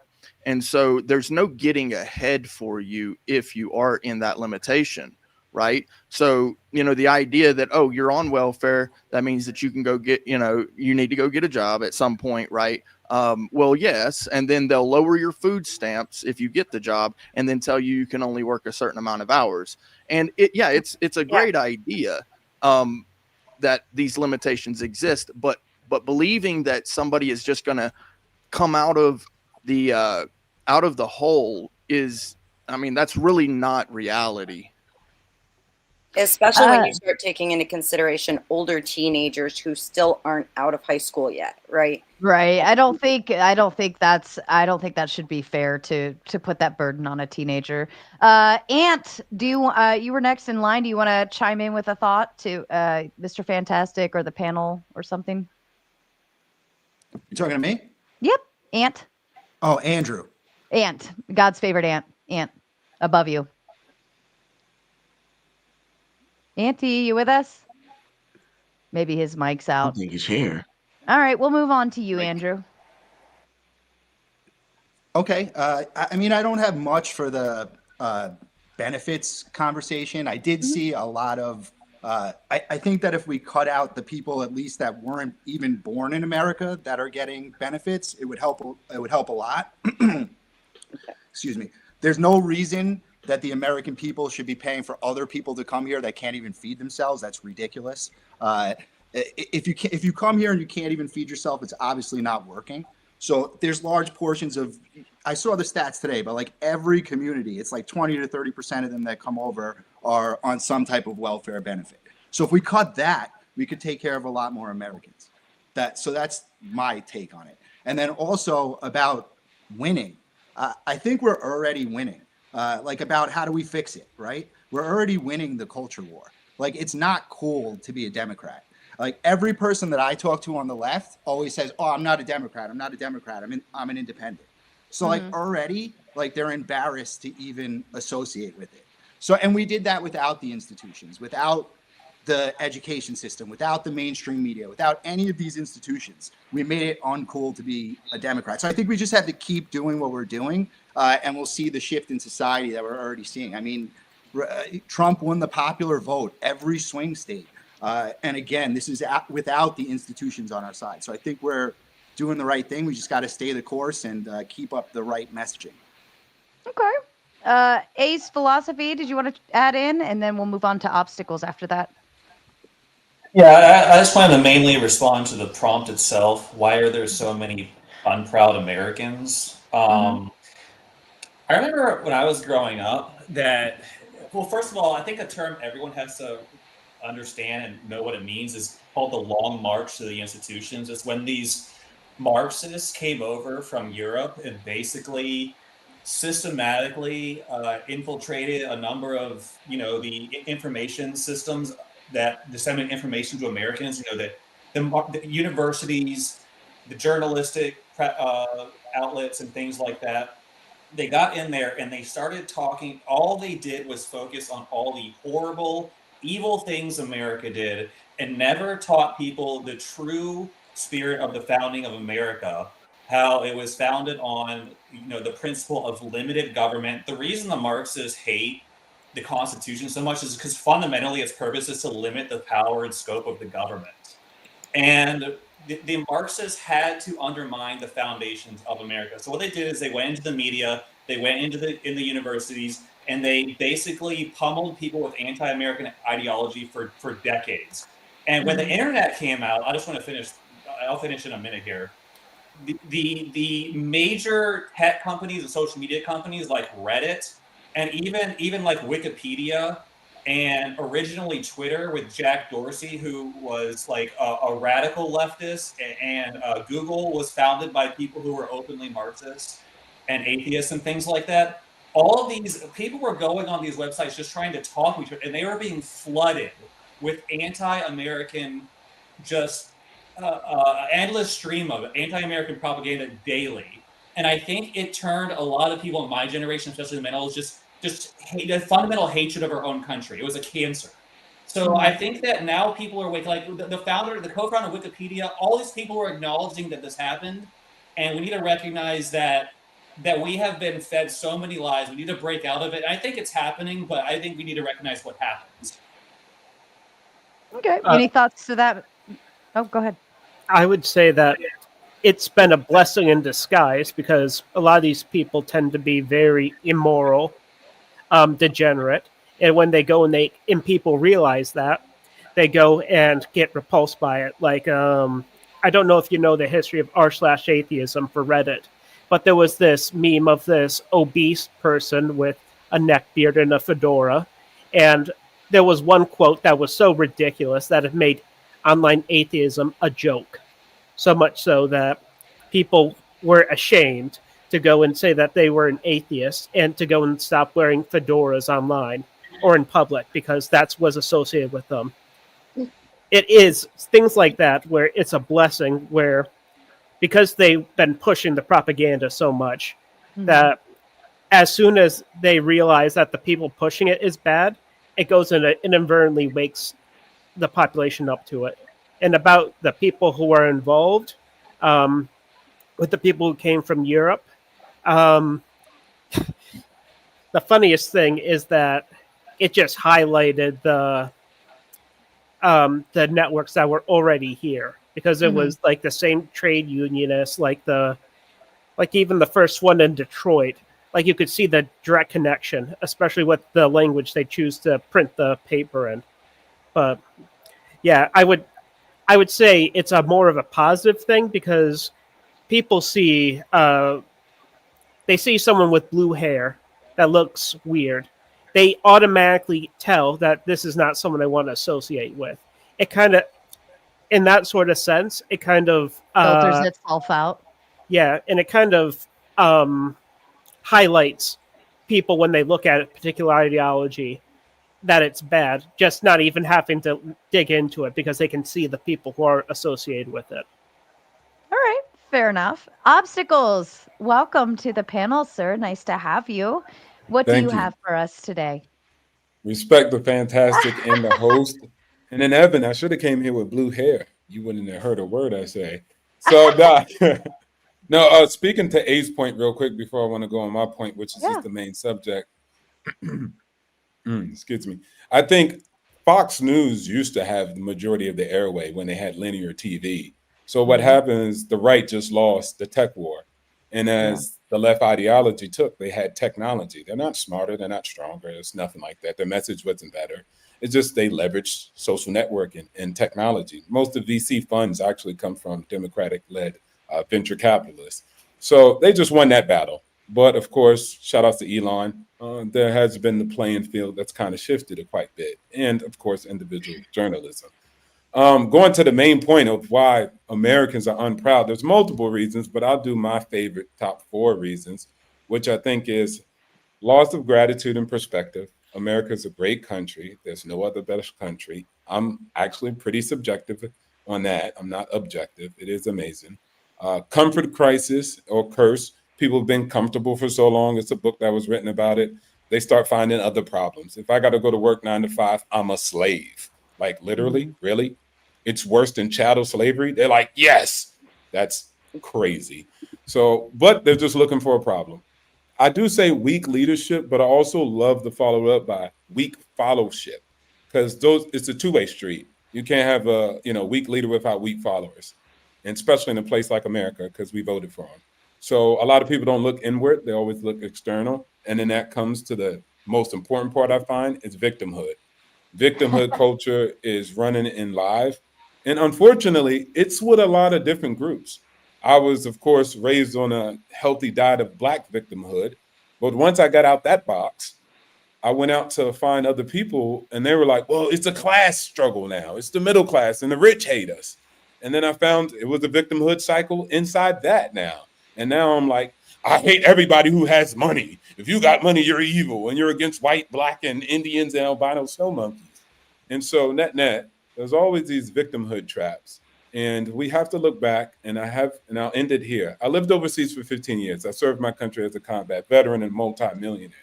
I love America. I've been to many other countries, and people dream of coming to United States of America. We have problems for sure, but we don't have the problems that they have, which is Africa. No roads, no electricity, no water. But you have Americans believing that Africa's better than America.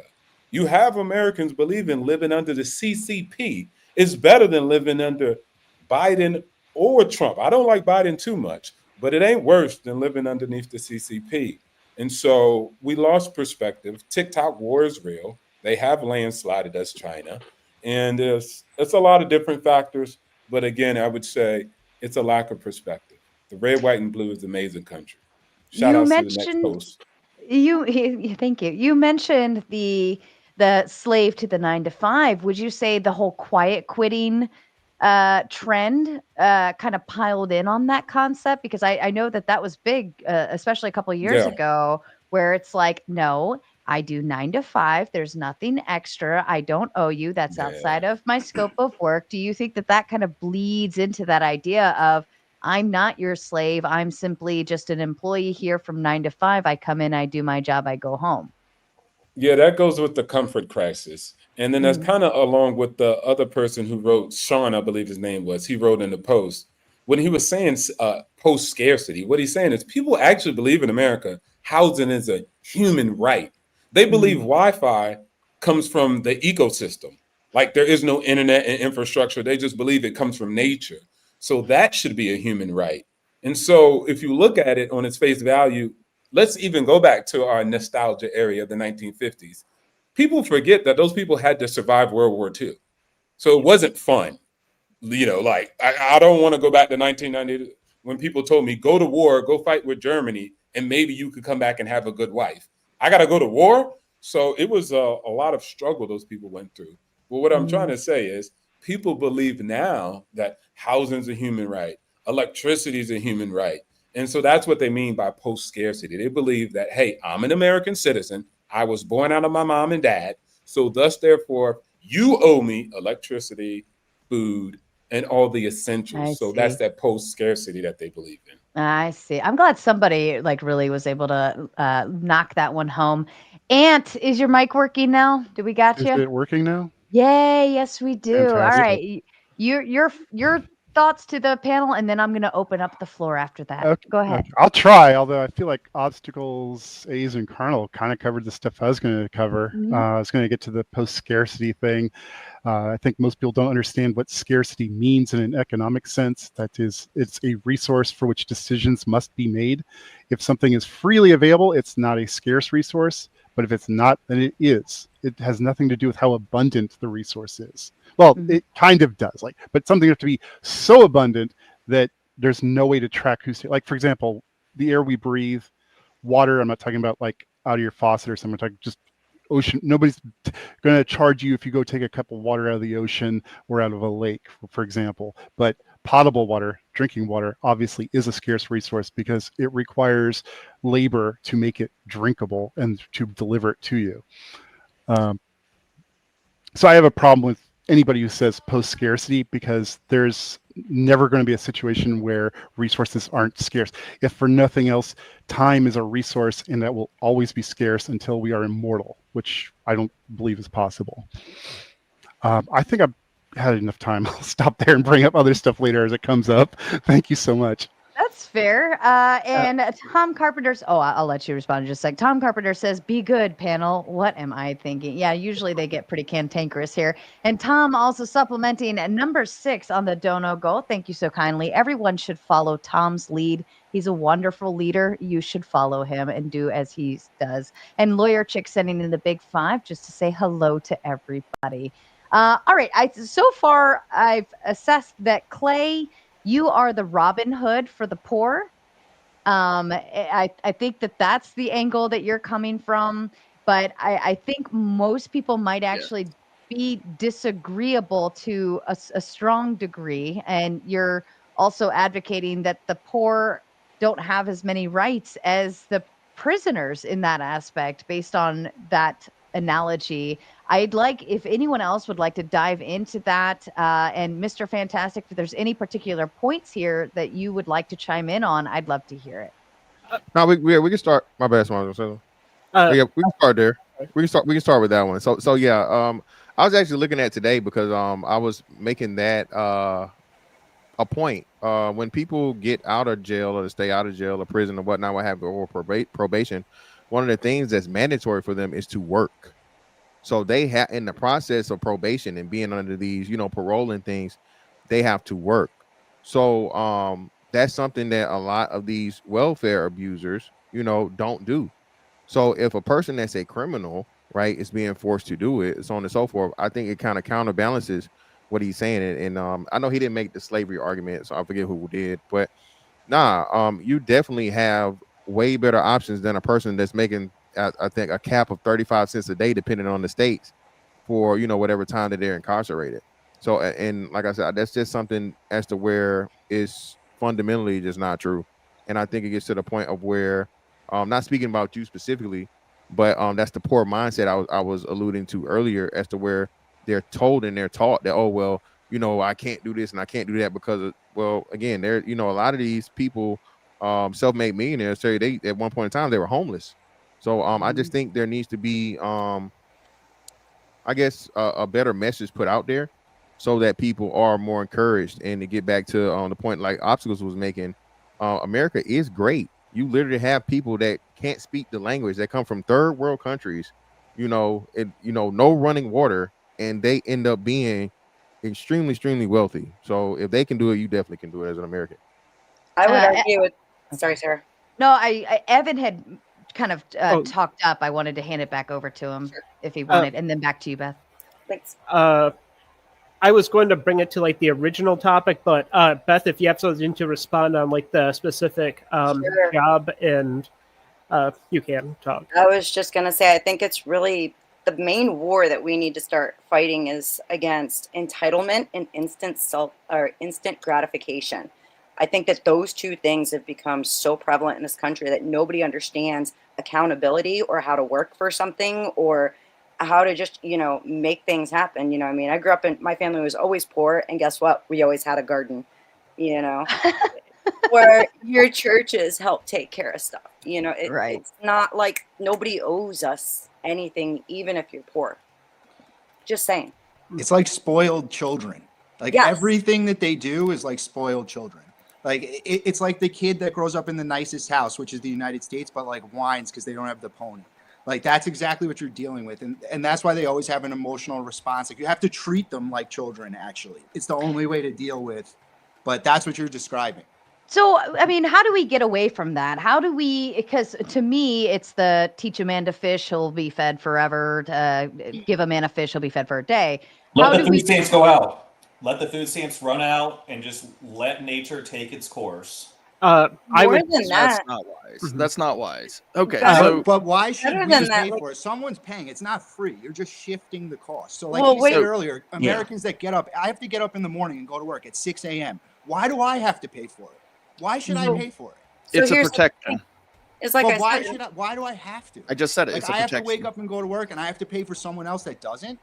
Like As that a shouldn't that be protection. my choice? Yes. well, at least? okay, but You here pay police. for Andrew, hold on. For Andrew Clay, Andrew wants protection too. He wants his money protected from being wasted on somebody who's not just sitting at home doing nothing and Thank you. abusing the system. So the protection is twofold. And that's why it's like you'll start, or at least I know where I am, a lot of the communities around me have big community gardens that anyone, like the homeless, can walk right in, pick some food, and walk right off with it. No money asked for, no nada. In fact, they bring the kids in and teach them how to work it, how to grow food, how to deal with all of make compost and stuff. So Mhm. Yeah, these are programs that we should really be investing back into within our communities. Yeah, I was- I'm all about charity. I love charity, right? Welfare, which is primarily housing and food stamps, is exactly that. It's just a tax that is being applied. Charity's So a choice. it is No, It's not not a charity. forced charity. It's That's not a charity. that's Go why one it's at a a time. problem. Let's go one at a time. Andrew, I think you were chiming. Let Clay finish, and then Andrew, I know you wanted to chime in. It is a protection in the same way that you would donate to your church so that the hungry, the poor would have and not come into your home and rob you. It is the same as that protection. It's just through the government who already takes your money anyway. You just said it was a charity. Is Yeah, it it's a charity not or a- is it a protection? Exactly what it is. That's what a Is welfare it a is. charity or is it a protection? It's 'Cause neither. It's skill building when you start getting your community to invest in. You're not gonna get itself rid of the and poor. making these gardens and things like that. Clay, Do you believe that you're going to get rid of the poor? I think that you could get rid of the poor by having everyone work. It's And never going to sometimes- happen. You live in Yeah. utopia. Poor is a relative term. You can go and have a society No, there where are you people take who from are others poor. to We give know what to poor is. all of your own people, and you can So- force them to do Hold on. jobs to go and have them occupied. But I will just say one thing to kind of like the whole thing, as opposed to like giving money as like a government program versus charity. With charity, you see someone give you the money, and you have an emotional feeling of I have to make something of this, as opposed to just getting a anonymous check from just a unpersonal government, where Mhm. that I would say that's a big difference. Like there is not an emotional connection there, where you just see it as just like a constant money source, where it's easy to feel entitled that way. Well, As even at opposed to- that. So if you're in a church community and let's say if I was going through hard times and I went to my church and I went to the nuns or the priests and I said, look, I'm having a hard time. I just need a little help. Is there like food pantry, something that we offer or something I can do volunteer wise to get it? Like, what can we do? And they said, look, like we've got this, like XYZ, here you go, here you go. That's part of my community. That's my people giving to me. And so that makes me feel tied back into the community. And I think this is what Evan was trying to kind of elaborate on. Whereas if I fill out paperwork to the government and I send it in and we go back and forth with a few phone calls on my actual income or whatever, and it's like, yes, this is okay, you're accepted or rejected or whatever the case, that's just some red tape, hocus pocus. I don't feel anywhere obligated to the government. It's just like, well, am I accepted or not? Am I going to get it or not? How much are you going to send me a month or not? There's no community tie-in. There's no feeling of I owe back, or this came from people with good hearts who want to see me do well. This just came from a government person sitting behind a computer sending me a check every month, or however it is. So this is actually what I would say in response to that. This is actually why it is that this topic actually right here. Why are there so many unproud Americans today? Because people are being told that you just have to pick yourself up by the bootstraps and don't worry about the poor people, right? So the tax money that you are paying, hold on. I literally just like, can you give me a couple of minutes Go ahead. Put it out there? So go on. So when it comes to feeding the poor, doing what we would call general welfare, it's actually in the Constitution. It is the government's responsibility to take care of the general welfare of the people. Okay. Those programs are there as a protection for those who have, so that those who don't have don't come and take your money, your stuff. Now, on top of that, you're telling me that a church will take care of you. There are people who don't go to church. There are people who don't believe in the church. There are people who do not want anything to do with the church. So what are those people to do? They're not going to the church. And you say, well, the church will give to them. All they have to do is come. They are not going to the church. You know who they pay? They pay the government. There are atheists who pay the government so that their fellow atheists can have a general welfare, just like your church. The church and state have been separated for a reason. People do not believe in your church. So why don't you organize your own welfare for atheists like the churches do? Yeah. Why do we have to pay for it? There's online places like GoFundMe But why where do you they can need give us? money We to don't need you. Hold on. We So, do. It's called the government. Evan, you were chiming in on that. Go ahead.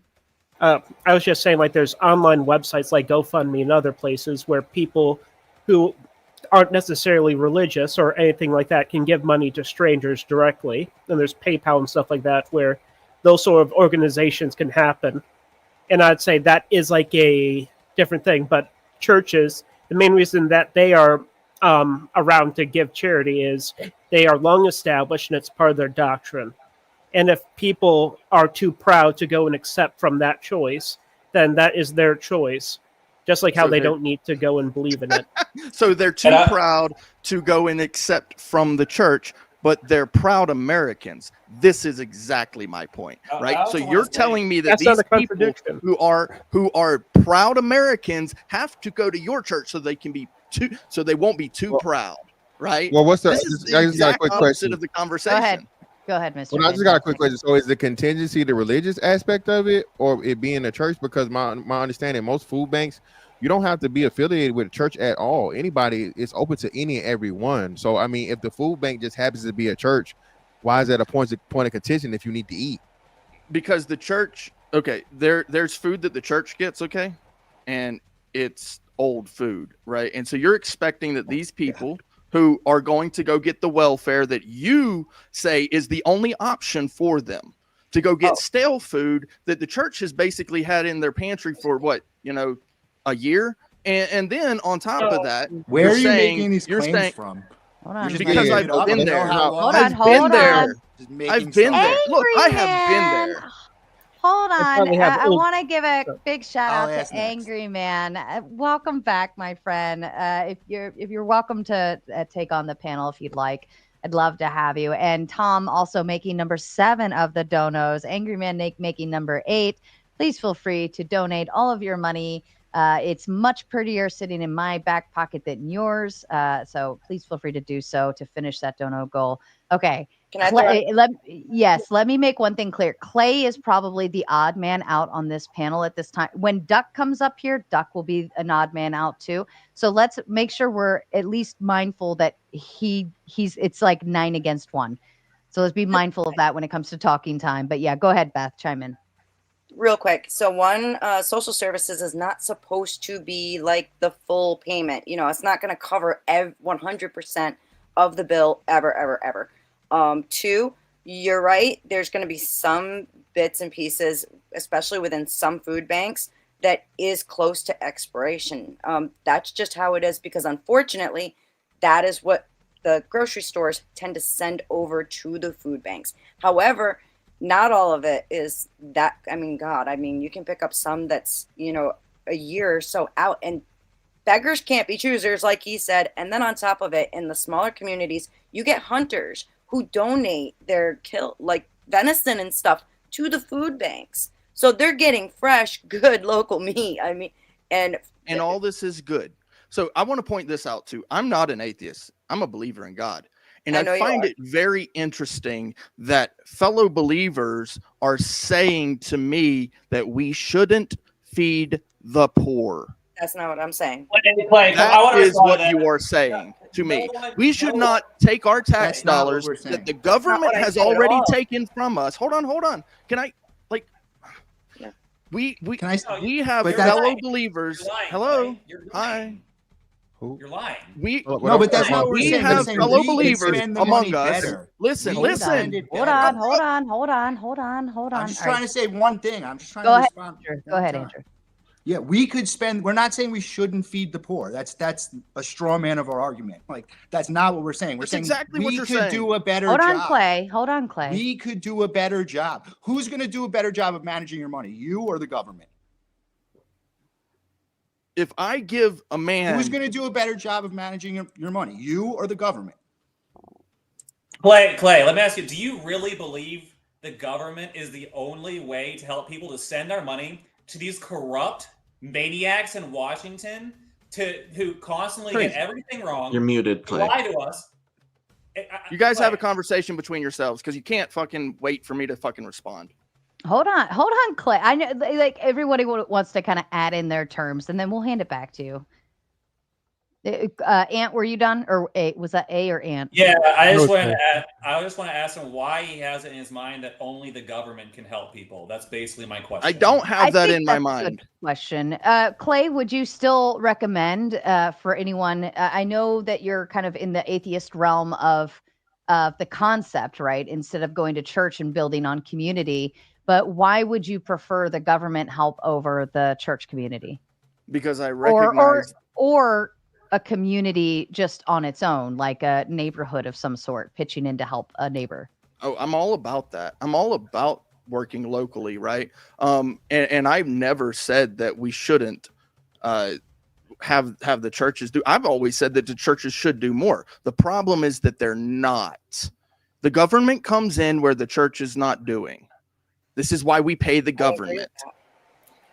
Clay, I will just say that there are certain things like managing children who don't have homes, housing the homeless, and things like that, where governments take over those responsibilities, make it illegal, give fines to places that resist, where they go and usurp that power just so that they can go and Yeah, further. that's corruption. Yeah, I get that.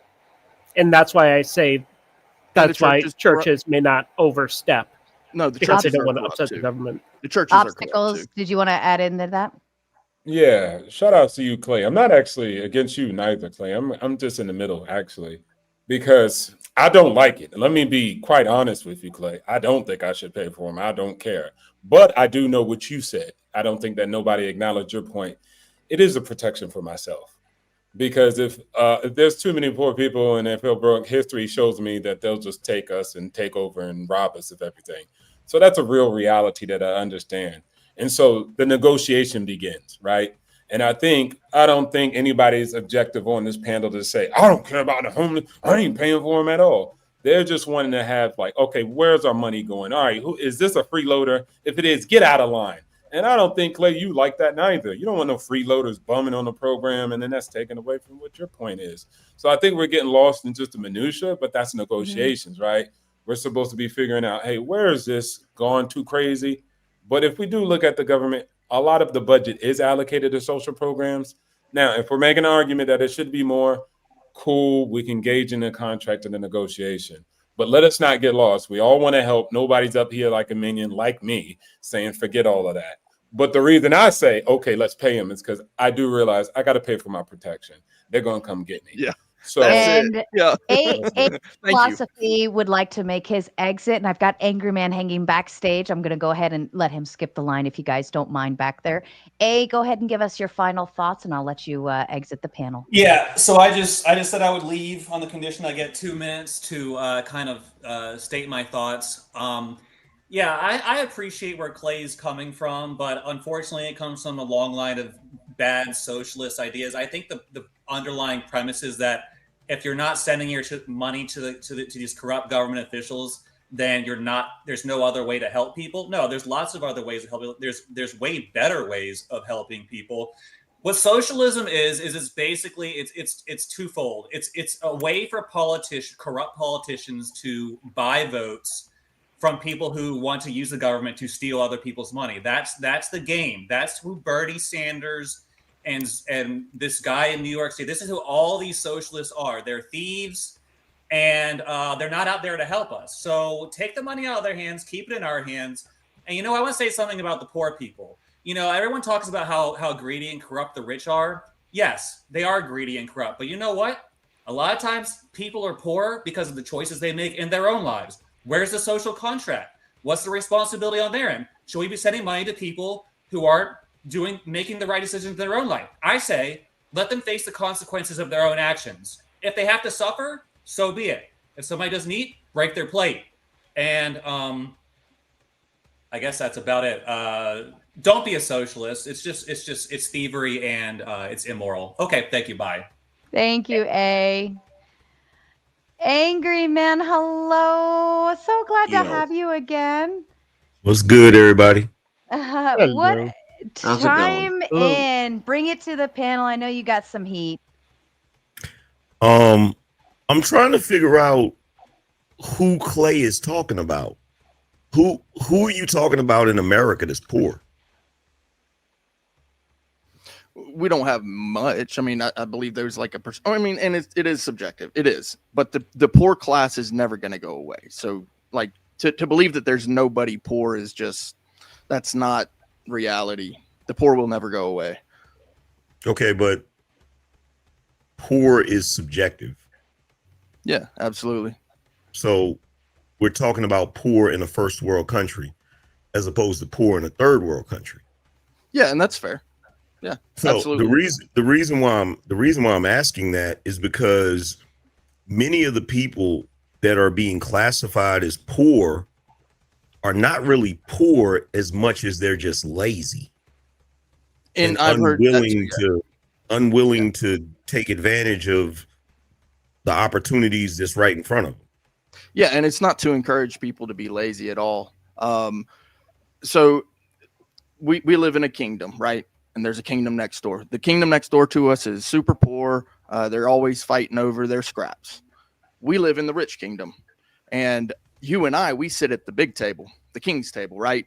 But Sarah and Carnal Conservative, they eat the scraps, right?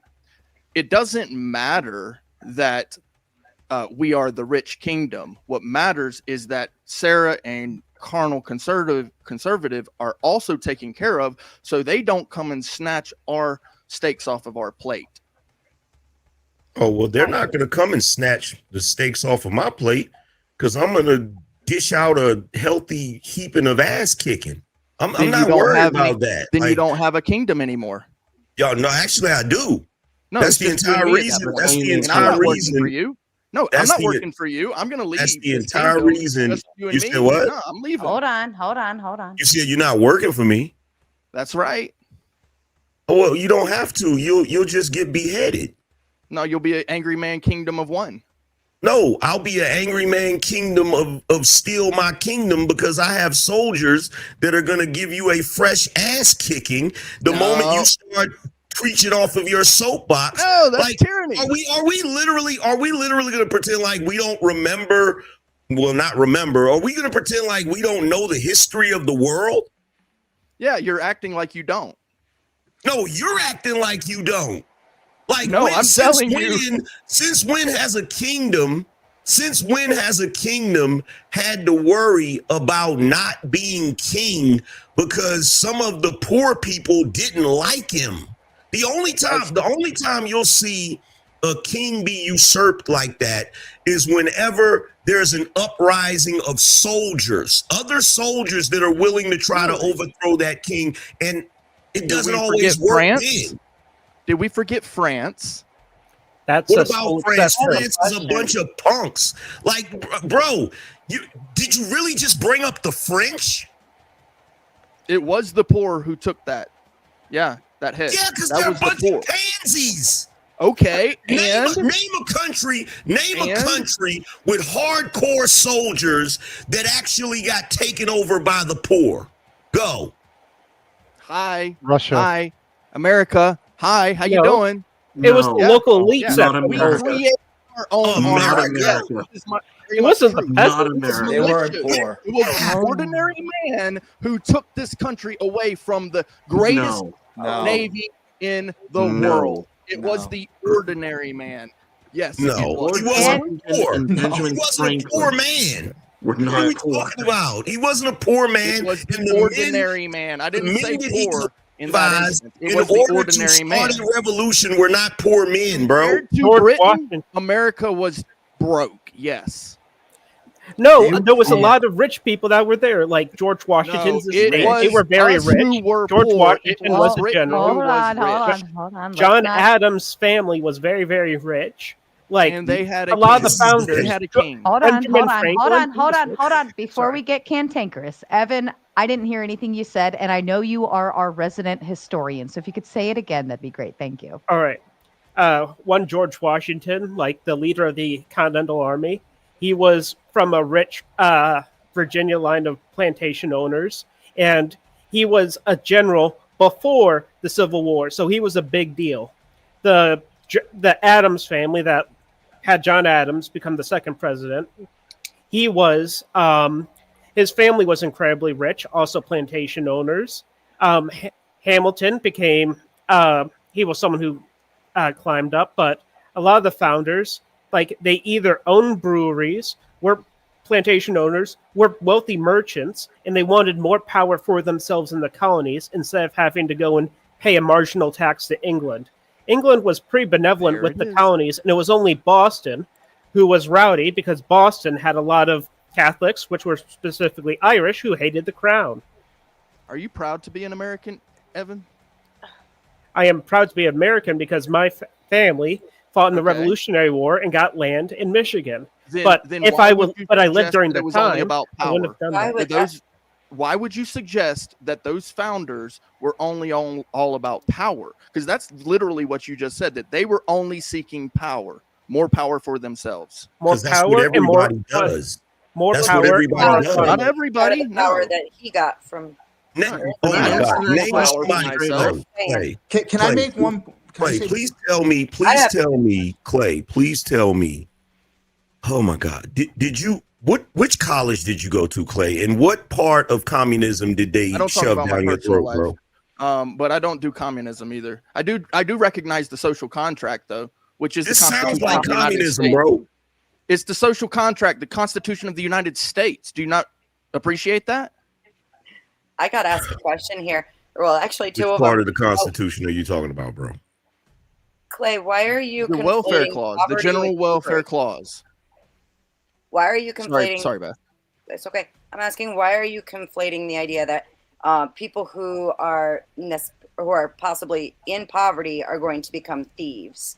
And then how can you talk out of both sides of your mouth saying we should take care of the poor by giving them our shit, but then also saying the poor are going to steal our shit? It's the math isn't working. Because desperation breeds. But are we really that desperate? Because I think that just what is it here? Something like, so I actually looked this up earlier. 36.8 million people in our country are living in poverty right now.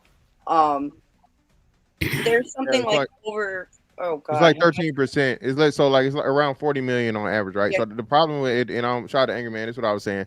That we're the majority. So if you try to rob me, I'm going to send you to Uncle Charles. Okay, you're going to be taking a long dark walk to whatever believer you believe in. Okay, but you if don't you are see brave enough. You don't see all these people living in poverty becoming thieves, is what I'm saying. I think that there's, I mean, right down to 54% of working age families earn less than 60K a year.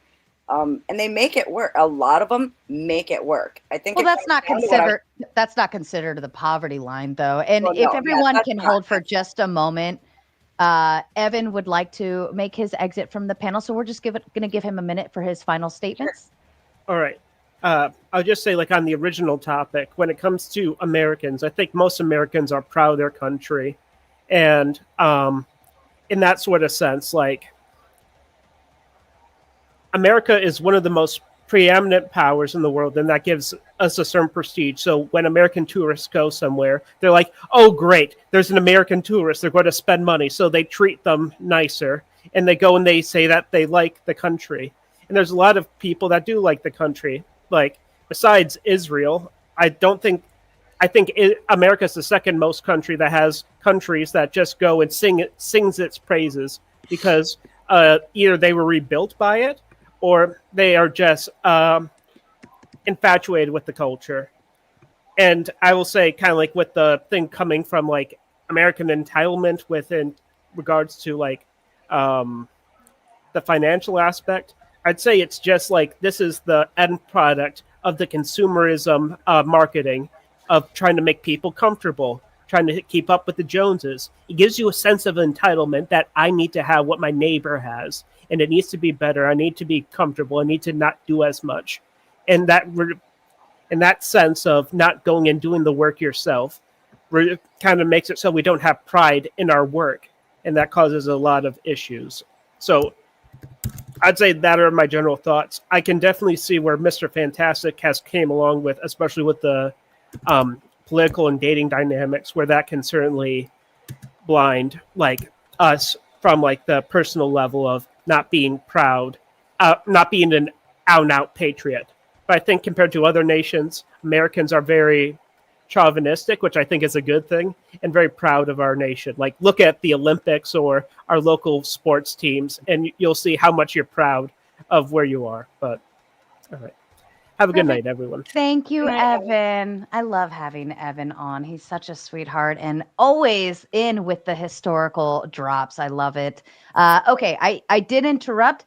So if somebody wanted to take it back, I'll leave it open to you. I'll be real fast. I still can't believe that Clay brought up the French, bro.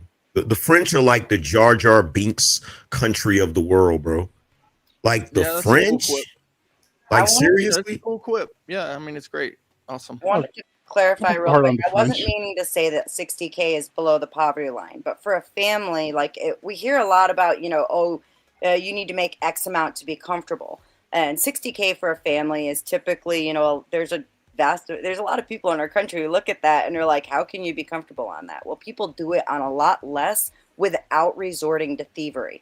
So I think that we need to reevaluate. Just because you live within poverty, let's say, less than 30K for a family and making it work. That doesn't necessarily mean that the moral integrity or the entitlement is so low that you're going to resort to thievery. Yeah, and that's the one thing that I was trying to figure out. Like, where have you set the bar at what poor is?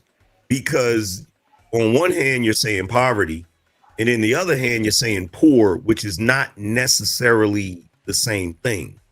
Like, what do you mean poor? There's a reason why I use the word poor and not poverty, because that is subjective. And when I say it's subjective, I mean it's subjective to the person who believes they're poor. So there's the poor in finance, but then there's the poor in spirit. And this is why I mentioned dejected from the beginning, right? So those who are poor in spirit will become dejected, and then, well, they're desperate. And that's the truth of the matter. To deny that fact that there will be poor is just, it's a travesty, because especially me as a believer. Oh, hold on. Somebody's got an echo. But being broke, well, hold on. But being financially broke is not a prerequisite for being poor in spirit. You can be poor in spirit and not be broke.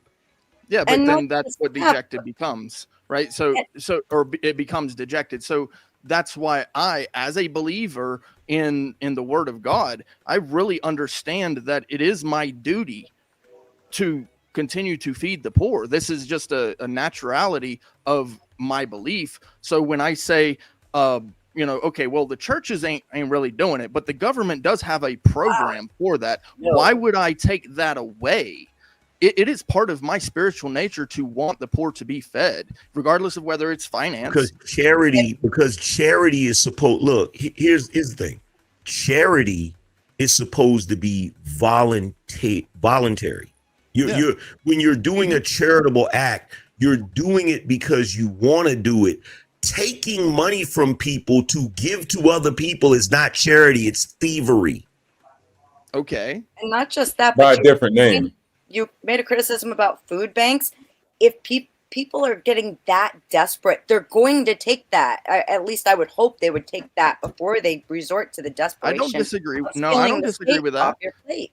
For the sane person. Churches more, right? Can I let Mr. Beans, because you and I just went over this last week, actually, and you are more of an advocate for the system. You believe it's a human right. Did you want to kind of chime in the other direction here? Because he's a communist. Oh, I saw that comment in the chat room. You think I didn't see it? Mr. Beans was so polite and so sweet last week. We had such a great conversation. He had some good viewpoints on it. I think Clay was agreeable with him.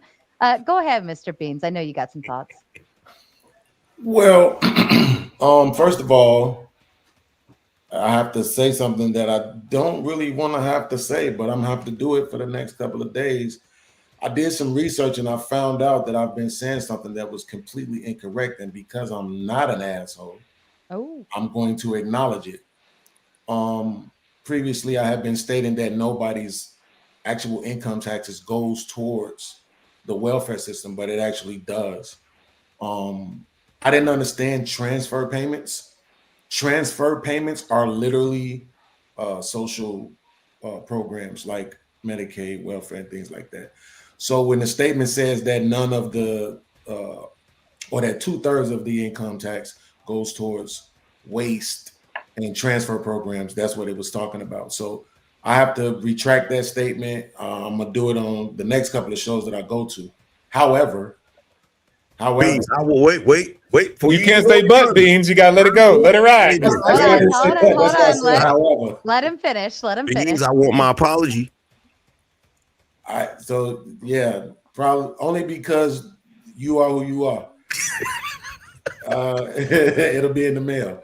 But that being said, there's only really two programs that people care about. This is why you only hear them talk about housing and food stamps, right? When I bring up the earned income tax, when I bring up the child tax, they don't care about that. When I bring up Pell Grants, they don't care about that, right? So let's talk about the two that people do care about. So for the fiscal year of 2024, you had 139 billion in food stamps, and I think you had housing was 69. So that's 208 billion, right? Well, the deficit is 38 trillion. The interest on that payment last year was $1 trillion. If you take away those two welfare programs that y'all care about, you know how much the interest payment would have been? $1 trillion. So this is what I've been trying to explain to people, that even if you remove those programs, your taxes will look the exact same. It's not gonna change at all. So if they taking $550 out of your check, Guess what's gonna happen when they remove those programs? They still gonna be taking $550 out of your check. And Yeah, but So Beans, I got a question for you. I got a question for you, Beans. So my question is, where does it come back in then? If okay, so you've got these transfer payments, we're sort of looking at how this is impacting a paycheck. Where does that finance actually come back to people like me who want to think that I'm thinking about citizens that are underrepresented, people that don't have the same opportunities. I want to get on with business as usual because of this. Like, where does this finance discussion, whatever it is, come back in? I'll be honest, that was a very collegiate level question. From Doc? It wasn't. If you're going to talk about something, back it up. No, I'm admitting that I don't understand the question, sir. I'm not attacking you. I'm attacking myself. Well, then attack yourself. Say I don't know, right?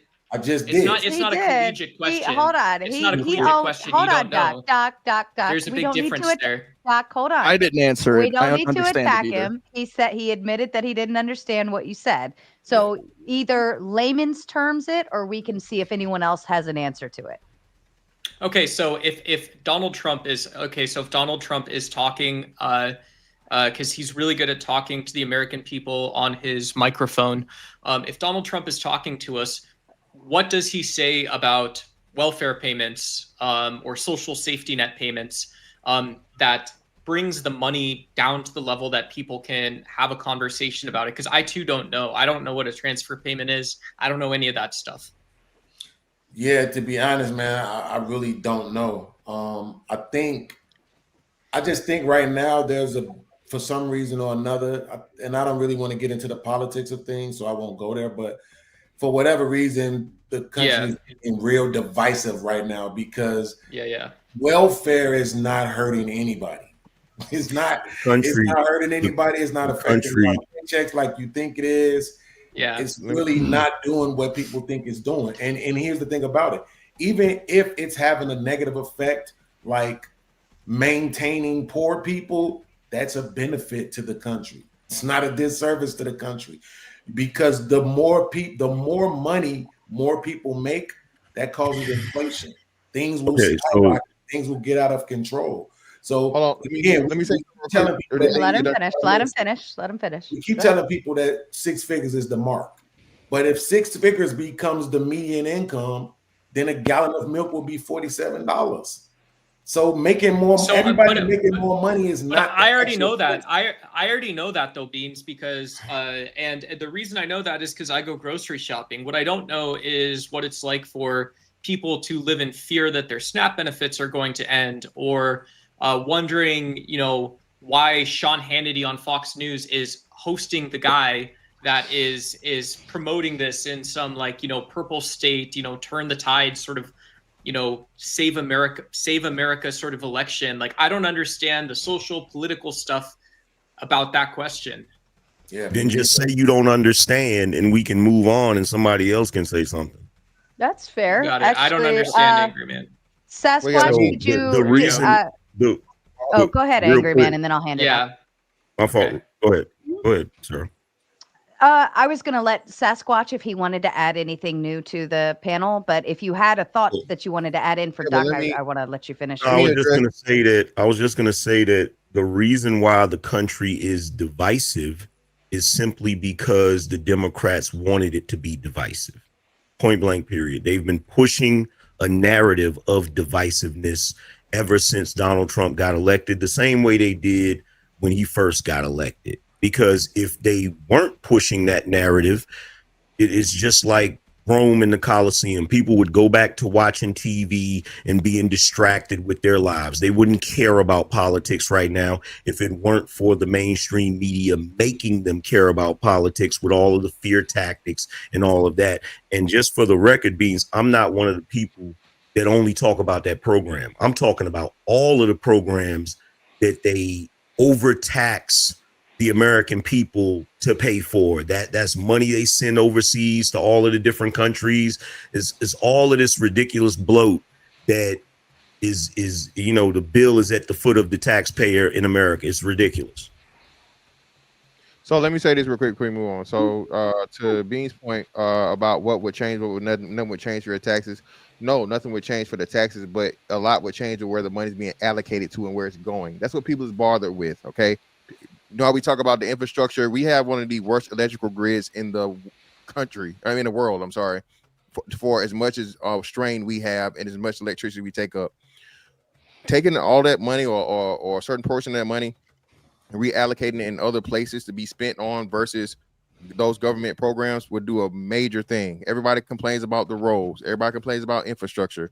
So taking the money and keeping the tax the same way versus again, and people only care about the abusers, which again, I admit are not the majority. The majority of recipients, I think, are elderly, right? I think that's the most people, no one's talking about them. We're talking about though is not only the money being spent, but the ideology behind it. So when you're a person that says that, oh, it's a human right to depend on everybody else and leech off everybody else, that's problematic. That makes goes to the point of what Clay was talking about, the working class being dejected. Because what the fuck am I working for? If somebody can just sit back, be lazy, get free stuff, why am I getting up every morning doing some shit I don't want to do for the benefit of you? And I'm not saying you specifically, but the other person that refuses to work. So well, what about your parents, Mr. Fantastic? What about your mom and dad? If your mom and dad had some sort of, if they had some sort of problem, wouldn't you want them to have welfare benefits? Is it, or if elderly, I said elderly and disabled. I don't know when you got here, but I said that from jump. I have no 50, issue. 49. What age? What age exactly? What age exactly? What's the retirement age now? 60 years old? 65, isn't it? 65 or 60? 65 or 60. Well, but I think the one thing I do kind of see as an issue is the assumption that the money would actually be allocated to those things, right? That's the point of the original statement that I was reading wrong, is that so much of it already goes towards waste before even one nickel is spent on roads, schools, military, all of those things that you were just talking about as well, right? So the assumption is that if we get rid of this, then we'll spend the money the right way. But we're not 38 trillion dollars in debt because they spend the money the right way. And that's actually my bad. Real quick. And not only that though, but here's the other part of it, right? So I did this thought experiment, fantastic. You got $1 million. It's two people taking off with your million. One has 200,000 of your million. Another one has 800,000. They running in different directions. You can only stop one of them. Who would you go after? Of course, you would go after the one with the 800,000. So why do we spend our time going after the 200,000? And the reason why I use that example, because welfare is only about 20% of government spending, and we act like that's the problem, right? And I'll say welfare, I'm talking about all 13 of the programs, not just food stamps and housing, right? But we're focusing on the 20% instead of the other 80% where all the waste and extra is at. Well, actually the 80% is carrying its own weight though. And I wanted to hand it to Obstacles because Obstacles was trying to chime in there if you wanted to throw that thought. I really appreciate the main topic, but I would just address this because we keep going back and forth. Look, I think sometimes we don't hear it. Everybody's saying that if somebody really needs the money, they're not saying, if you don't get it, they're saying abuse, waste, fraud, and abuse across all levels of all government activity. And so even if the price is smaller, like 200 versus the 800, like you even said, this is a different perspective. Maybe people just say, hey, this is what I know, and I'm talking about the 200. You're like, nah, but let's tackle the 800. 800 is going to be more complex than tackling $200,000 of financial issues.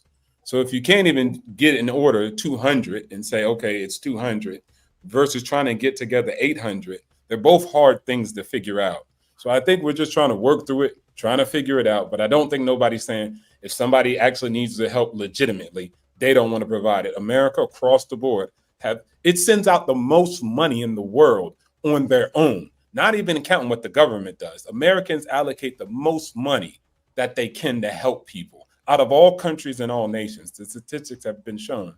So again, we just need to have that conversation and realize that. I think we're getting lost in the minutia. We might have disagreed here and there, but we agree taking care of people. that Okay, need. but the And Fair I'll let you finish, Angry Man, and then this time I'm actually handing it to Sasquatch for real this time. Go ahead. okay, but Watch, what's up, man? this is laughable because one of the issues as it pertains to waste is that in the government, whenever they send funds somewhere, if it's the wrong place, they don't get the funds back. And you know how we found out about that? We found out about that because of Doge and Elon Musk, the same guy that y'all demonize.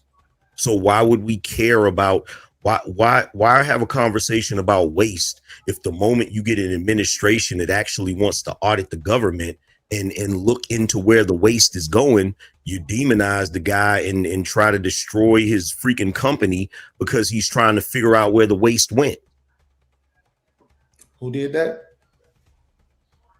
Doge, and what's name? So again, you A literally lot of just people. had Who was the people who demonized them? Yeah, who's the people Well, who demonized All it? government workers.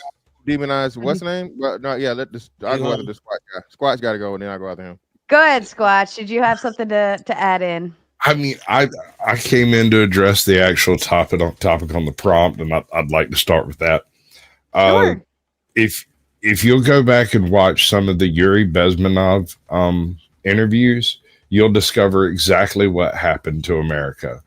The Department for Education was subverted, and it went south from there. You have two sides to every situation, and only one side can reproduce. The other side has to indoctrinate your children, and that's what they did. That's why there's so many unproud Americans. They've been taught to be unproud. They've been taught that America's history is some kind of ist. And choose your ist. You can paint it with whatever color you want. It doesn't really matter. Whichever one you hate the most and can get most worked up about, emotional language and stuff. But when it comes to the benefits situation, like obstacles to opportunities was saying, nobody's saying kick off Grandma Stinson. Grandma Stinson should be on welfare. We all agree, and it shouldn't be a problem. What we're saying is like the 22-year-old welfare queen with 5 kids, maybe she ought to kind of buckle down a little bit, but let's look at it from the perspective of population. Who the fuck is that, Sasquatch? Who is that? Who's this Yo, mama? welfare queen that you're talking Don't listen about? to me, Doc. I will roast That's you. my fucking mama. Yeah, shut the fuck up, bitch. Yeah. Go ahead, I don't know who this Sasquatch. person Finish. is. Go ahead, right? I like Sasquatch. it. Finish your thought. If you're gonna set me up like that, I'm taking the shot, bro. Anyway, what I'm getting at is we're still in a population deficit, and you have to balance your welfare programs against the need for additional population without overburdening the system with immigration. And I'm done. Yeah, so I think that was a fair question, though, Squash, to be honest with you, man. That's what I'm saying. The thing that really makes this, to me, the conversation kind of disingenuous is when I'm telling you, do a disservice to the argument when y'all say, well, we're just talking about the ones who abuse it, because that number is so nominal that if you get rid of every single, watch this. See, people don't like math. If you got rid of every single person who was abusing it and who was on it for too long, right? How much money would that be, sir? Obstacles, since you're shaking your head. How much probably money? 40% of it. Probably 40% of it.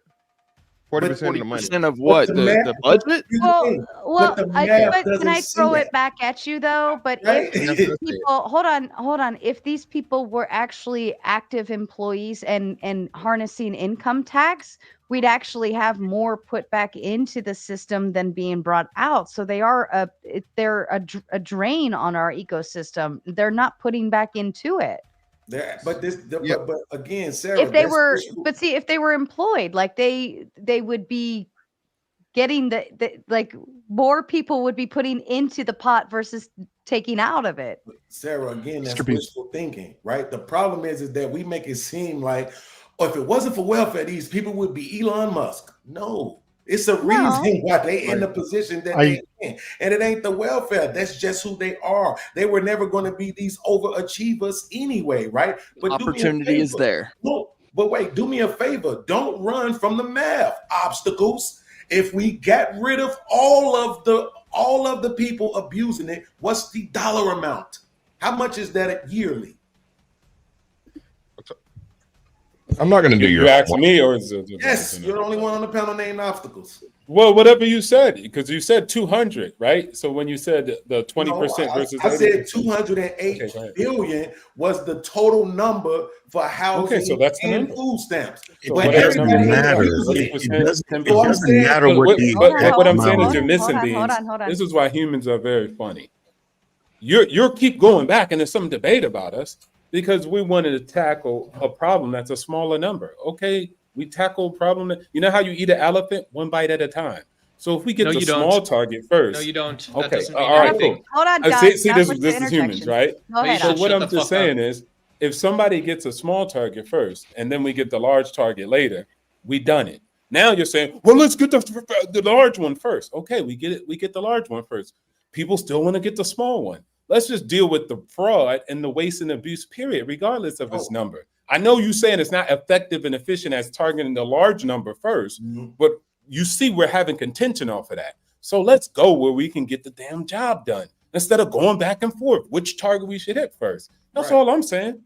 I'm not even Uh, It against you. doesn't. It Okay. doesn't Angry Man. matter. Weak. I got it. But what I'm saying is this. Let me give you it. This is why I gave you the example earlier, right? Which I don't even want to reiterate it because I don't think nobody's going to answer it genuinely, right?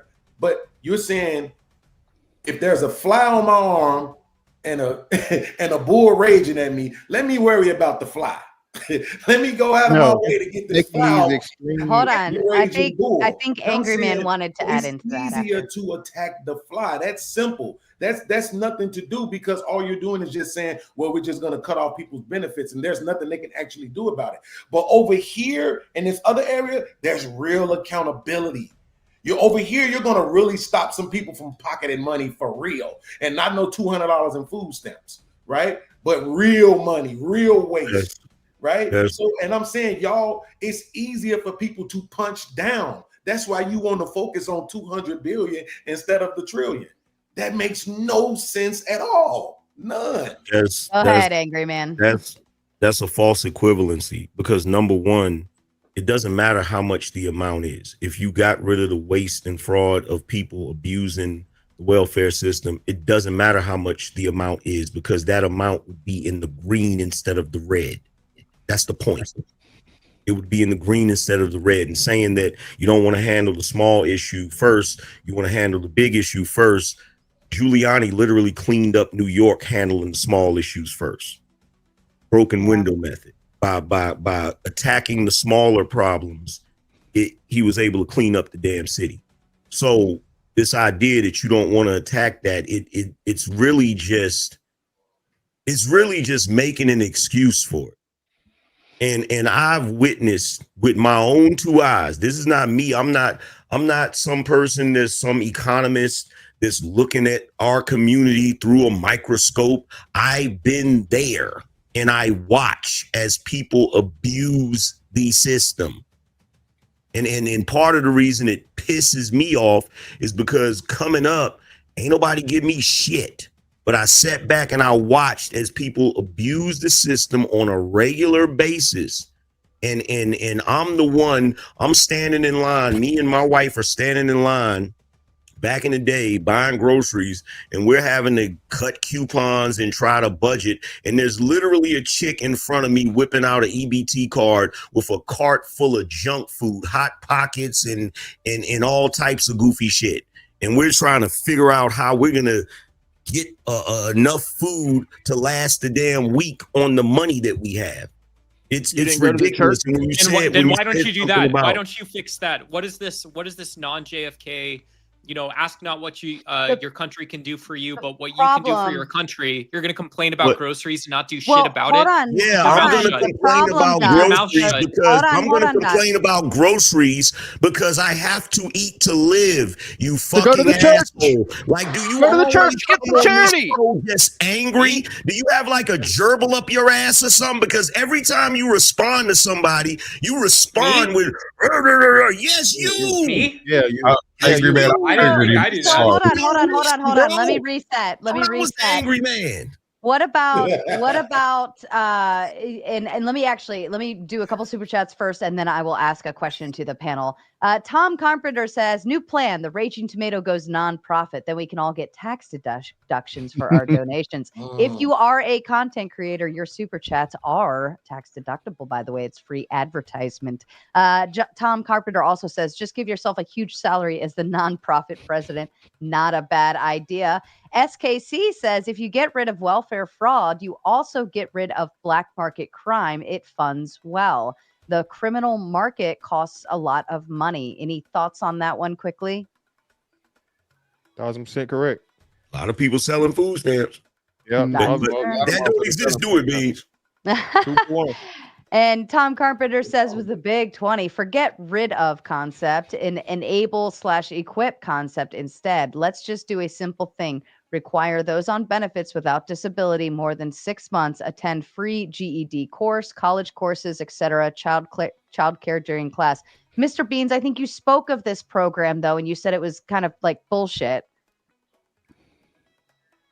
Oh, I'm sorry. I was reading some data. What does it say?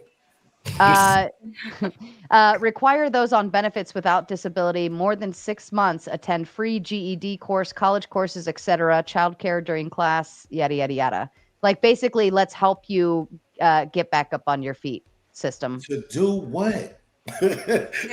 Go work at Walmart? Like, how many underwater welding jobs do y'all think there are? Right? 6 figures isn't the median income because there's millions and millions and millions of $250,000 a year jobs. Like, that's not how that works. The median income is what it is because that's what most businesses pay. They don't pay a lot of money. So what you want people to do? Only 40% of people with graduate degrees actually have a job in the career that they got their degree in.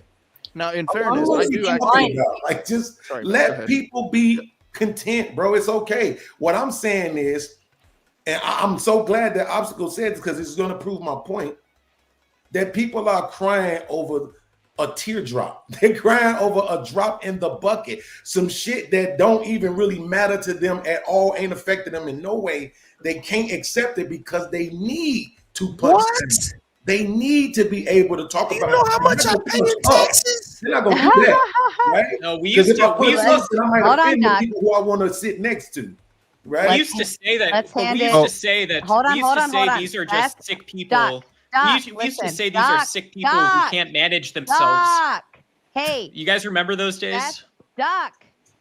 He looked like Jesus. I will put you backstage and bring up the next person if you keep interrupting. Beth and then Clay, because they were already trying to chime in earlier, and then to you, Doc.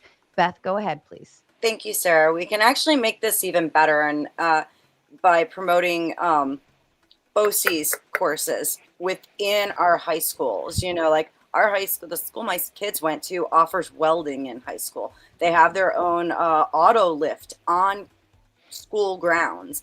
You know, if we started putting, I mean, we all have to pay school taxes anyway. So if we focus more on giving the kids that jump start in high school, including offering some early on college courses, I think we'll start seeing a better, you know, turnout with that stuff. Yeah, Okay. that's fair Clay? too.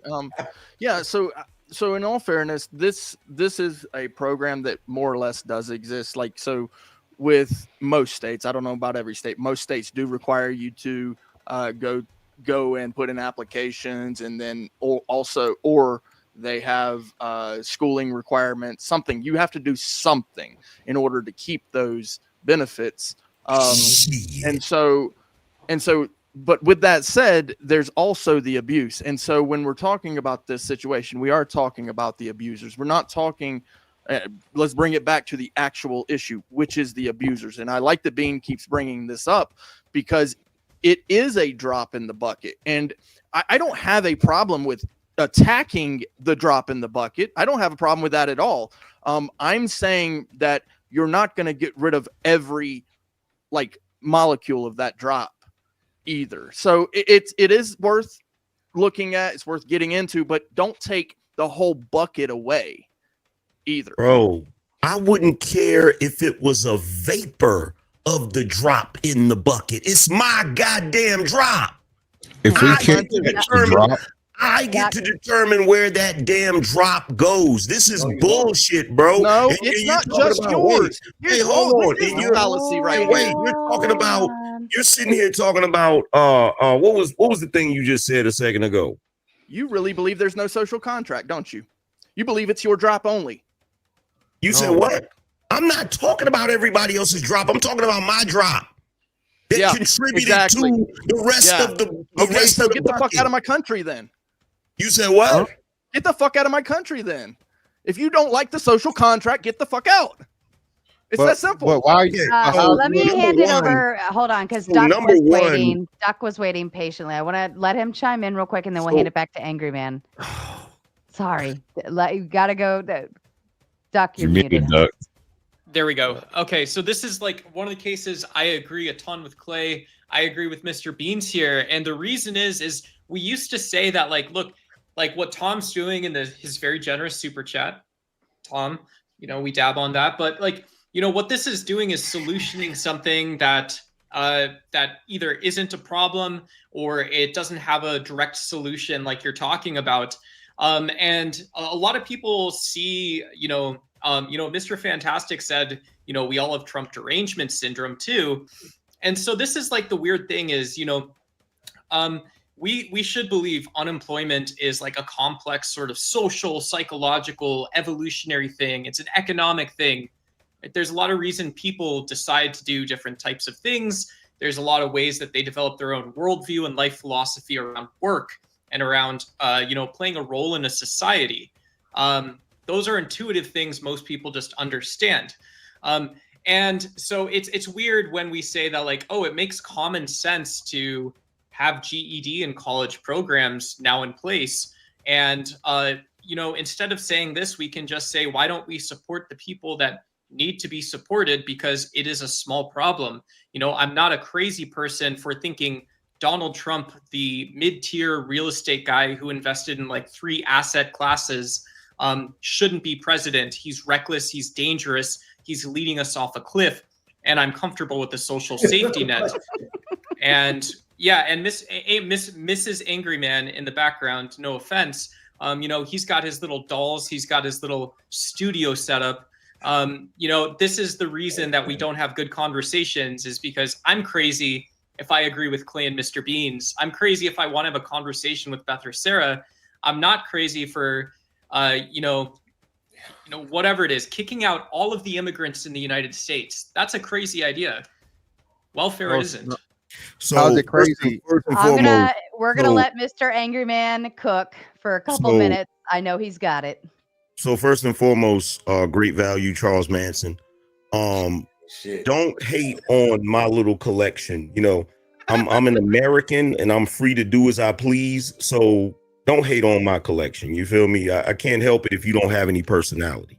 Going back to Clay, how is it your country and not my country? I'm just curious. Well, you were just saying before that it's your money. Yeah. Yeah, and it's my money too. Yeah, I earned it too, and I earned it too. Yeah, I get to say what goes where it goes to. Yeah, exactly. Yeah, I get you to get vote to that the say poor where get fed. your money goes. I get to vote that the poor get fed with my money. Yes, not my money. Yes, yours, not mine. So look at it this way. Okay, fair enough. So look at it this way. Your money is going to defense. My money is going to feed the poor. There you go. Right. There's your solution. No. That's cute, but you don't like that? No, that's cute, but that doesn't work. I'm sorry, that doesn't work. It works if you're talking to a 5-year-old. That doesn't work, bro. Because number one, 5-year-old doesn't get fed because you don't feed him. Dumbass. Check this out. It doesn't matter. Bro, you're so lucky that I'm not a race baiting dude. I said this last time, bro, because you as a white guy telling me to get out of your country was nasty work, bro. I could have went all the way in. I spared you, bro, because I actually like you, Clay. I spared you, bro. Nothing. But no, but but listen. About listen. it on the internet. No, but listen. Here we go. Let's go. Can we talk it out, or are you just gonna go ham on me? So number one, okay, if I go out here and I farm all of my drops that go into the bucket. Okay. Yes. I know that those drops are going into the bucket to be allocated wherever, because it's all of our drops that are accumulated so that they can be allocated, because we know the government doesn't really produce anything, right? Sure. Fair absolutely. enough. However, would you agree that taxation without representation is robbery? Yeah, absolutely. Yeah. Okay. So if I know that my drops are going to certain places I don't want them to go, because I've seen with my own eyes people abusing said drops, are you honestly telling me that I don't have the right to be like, no, my drop shouldn't be allocated over there because this is going on? At the very least, y'all need to look into this and get all of this cleaned up. Yeah, you're more than welcome to make the argument, and then we can put it to a vote. Absolutely. Well, absolutely. You're 100% right. We can put it to a vote. However, we just recently put it to a vote, and who got elected? Very good.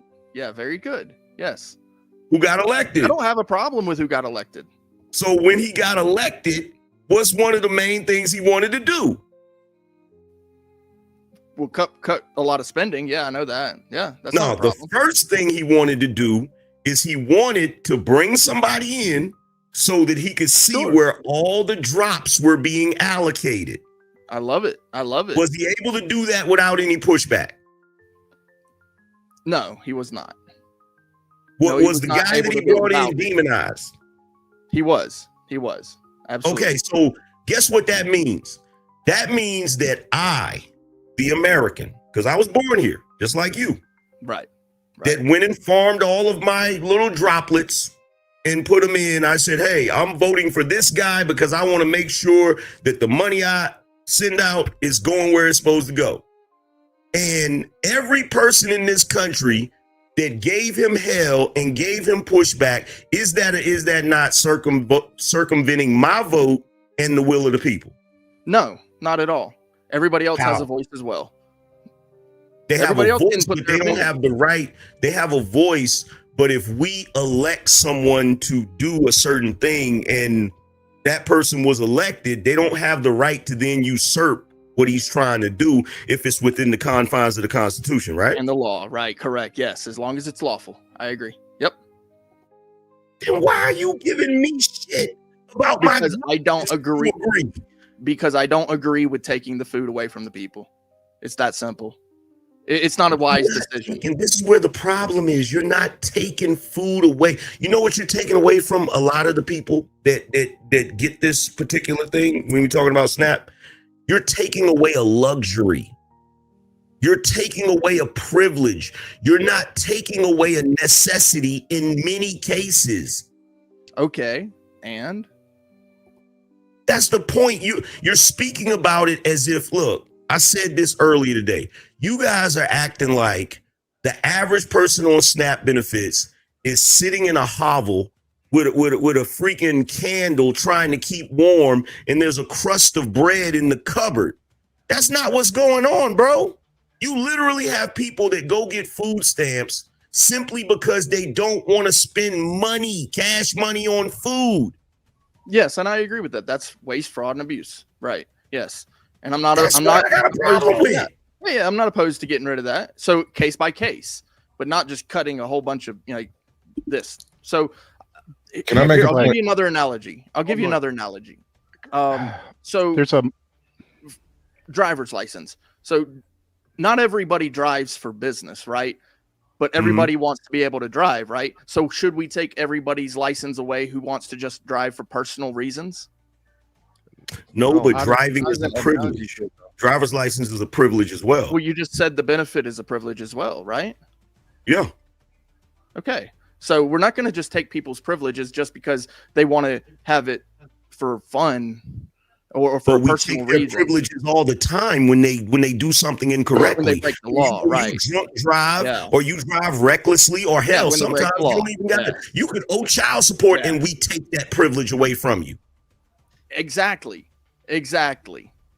Yes. The only time we have look, this is what I noticed when it comes to the working class the middle class, working class. We're the ones that's underrepresented. We're the ones that catch hell if we do anything wrong. It is only when you start getting to what we consider to be the lower class that we have a dozen excuses for why they're in the situation that they're in. Whether they're involved in criminal activity, whether they're involved in fraud, there's always a damn sob story when it comes to the lower class. A person in the lower class could commit 10 crimes and get out on no cash bail. But if I, a working class man, or anybody that's a blue collar worker, if you steal a candy bar out of a damn store, you're going to get 5 years in prison. So why do we focus? Do you know why we focus so much on the poor? Yeah, because the Democrats love to play this little goofy game. The Democrats and the left, they love to focus on the poor because they know how to weaponize victimhood. They know how to weaponize all of that crap for their own purposes. No. think you're We all focus on the poor because we have an ethical value in this country. That's why we focus on the poor. Yo, my forebearers were slaves, bro. I ain't trying to hear that ethical bullshit. So you gotta save that my for somebody forebears else, man. freed your forebears. You said because what? of an ethical value. My forebears freed your forebears because of an ethical value. Now you're saying you don't give a damn about the ethical value. But my forebearers would have never been slaves if the unethical would have listened to the ethical ones back then. They would have never been slaves in the first place. From other forebears of yours that didn't buy them? Sasquatch, did you have something to chime in on that? Yeah, I think we're on the wrong side of the drops here. I mean, I get what Angry Man's saying. He wants some control of what his tax dollars go to do. And I hear what Brick's saying is that feeding the poor is exactly what the tax dollars should do. But Beans was saying that the fraud and abuse in the entitlement system is just a drop in the bucket compared to the system. But if we can't catch that one drop, how do we have any control over what the system's doing in the first place? You don't. That's a fair assessment. I'm Tom, sorry, go ahead. Oh, yeah. Tom Carpenter says, I'm not crying over anything myself. I actually want to help people like people helped me when I was young. Happy to help people who can't find work, learn new skills along the journey myself. I think that's the best approach in terms of, I think Beth had a great idea in terms of like the trade schools that they teach early on in high school. I've seen those programs myself. They work very well. I've seen a lot of high schoolers come out and end up employed very quickly. And in the trades system, which is where we really need most of that help to begin with. And it's not a saturated arena right now, and we need to fill those seats. Tice, I think, says parents, if they really wanted to change, then curriculum would show up at school board meetings. Less than 10% Fox outrage at its finest. Anyone have a thought on that one? You mean like the parents that get arrested when they try to show up and speak on? Not all parents get arrested. Not all, but there's been some notable cases of it happening in recent years. Sure, Yeah. but you still go there. They can't get everybody. You go there. You make your voice heard. I agree. I just heard somebody say the other day that the money is what funds the curriculums. So now it's just the parents showing up. As long as they show up, then they'll get all the best curriculum. Oh no, there's other activities involved, sir, and I think you understand that. No, I'm looking at what that said. Well, aren't we too busy fighting? There's a lot of LGBTQ stuff that we're too busy having to fight and focus on that we can't focus on the actual things that matter. I think that's a good step right there. Sarah, It's worse Sarah, than that, Sarah, because we can't. go ahead, sorry. No, go ahead. Go ahead. You haven't. I was just going to say, on that very note, they were unaware in our school district that there was a teacher who was teaching the gender studies as part of biology in high school until this year. And I think it's because there are some people within the school districts who bank on the idea that both parents are going to be at work. And then they've gone vastly paperless in schools now as well. So you need to be able to see what's going on that school Chromebook if it comes home in order to keep up with what your kids are being taught, and then have the time to go to the board meetings and hope you don't get arrested when you get upset because they're teaching your kids gender studies. That's fair. Jason Reeves says, I always find it funny. The poor want to tell the rich how to be successful. I literally paid 6 digits in taxes from one check. Ouch. Any thoughts to that? Yes, absolutely. This is where I get to send my thank you to Fantastic for actually answering the question that I asked Obstacle by giving me a percentage, which was 40. So again, the only two, despite what Angry Man said, the only two welfare programs that people even talk shit about or care about is food stamps and housing. That's 208 billion. He said 40% of that is abuse. So that's 80 billion. Sir, if we took that 80 billion out, you know how much you would have paid out of that one check? 6 figures. Beans, is anybody saying that's the only solution that we want to implement? That's why we He was can't get expecting anywhere. that to be the whole Well, solution. we can't get anywhere because you don't want to acknowledge truths, right? No, we acknowledge it, but we just say that's good. Let's get So to if the it next doesn't one. change anything, then why argue it? Why Because would I one want to argue action with doesn't something change that doesn't everything. change My God, anything? that's not how it works. You're One looking for a action single does not change solution. everything. There isn't I'm not a looking single for anything because we're not even talking about solutions. I'm questioning the process now, and I'm saying if you're admitting that it's not going to change what you all are complaining about. The people are complaining that here's the thing. I'm sorry, Obstacle. I don't want to. As a matter of fact, I apologize because I never heard you say this, so I don't want to put this on you. So I'm gonna say it this way, Obstacle. The complaint that a lot of people have is that it's coming out of their pocket. And that's what I'm saying. If you're just arguing that you don't like to see it, then that's a whole nother argument that I necessarily can't even have with you because you're probably just an asshole because why are you paying attention to that if you're doing so well? But if you are complaining about what's coming out of your pocket, I'm saying if you get rid of the abuse, the same amount of money will be coming out of your pocket. So why would you focus on that? Why would you focus on the thing that even if you change it, won't affect you at all? Why I'll not? tell you what, Let me just say this real quick, Angry Man. Yeah, go ahead, Obstacles. It was simple. When Doge actually, let's go to people who actually did this, not people who just sat at home and just had conversations in the panel.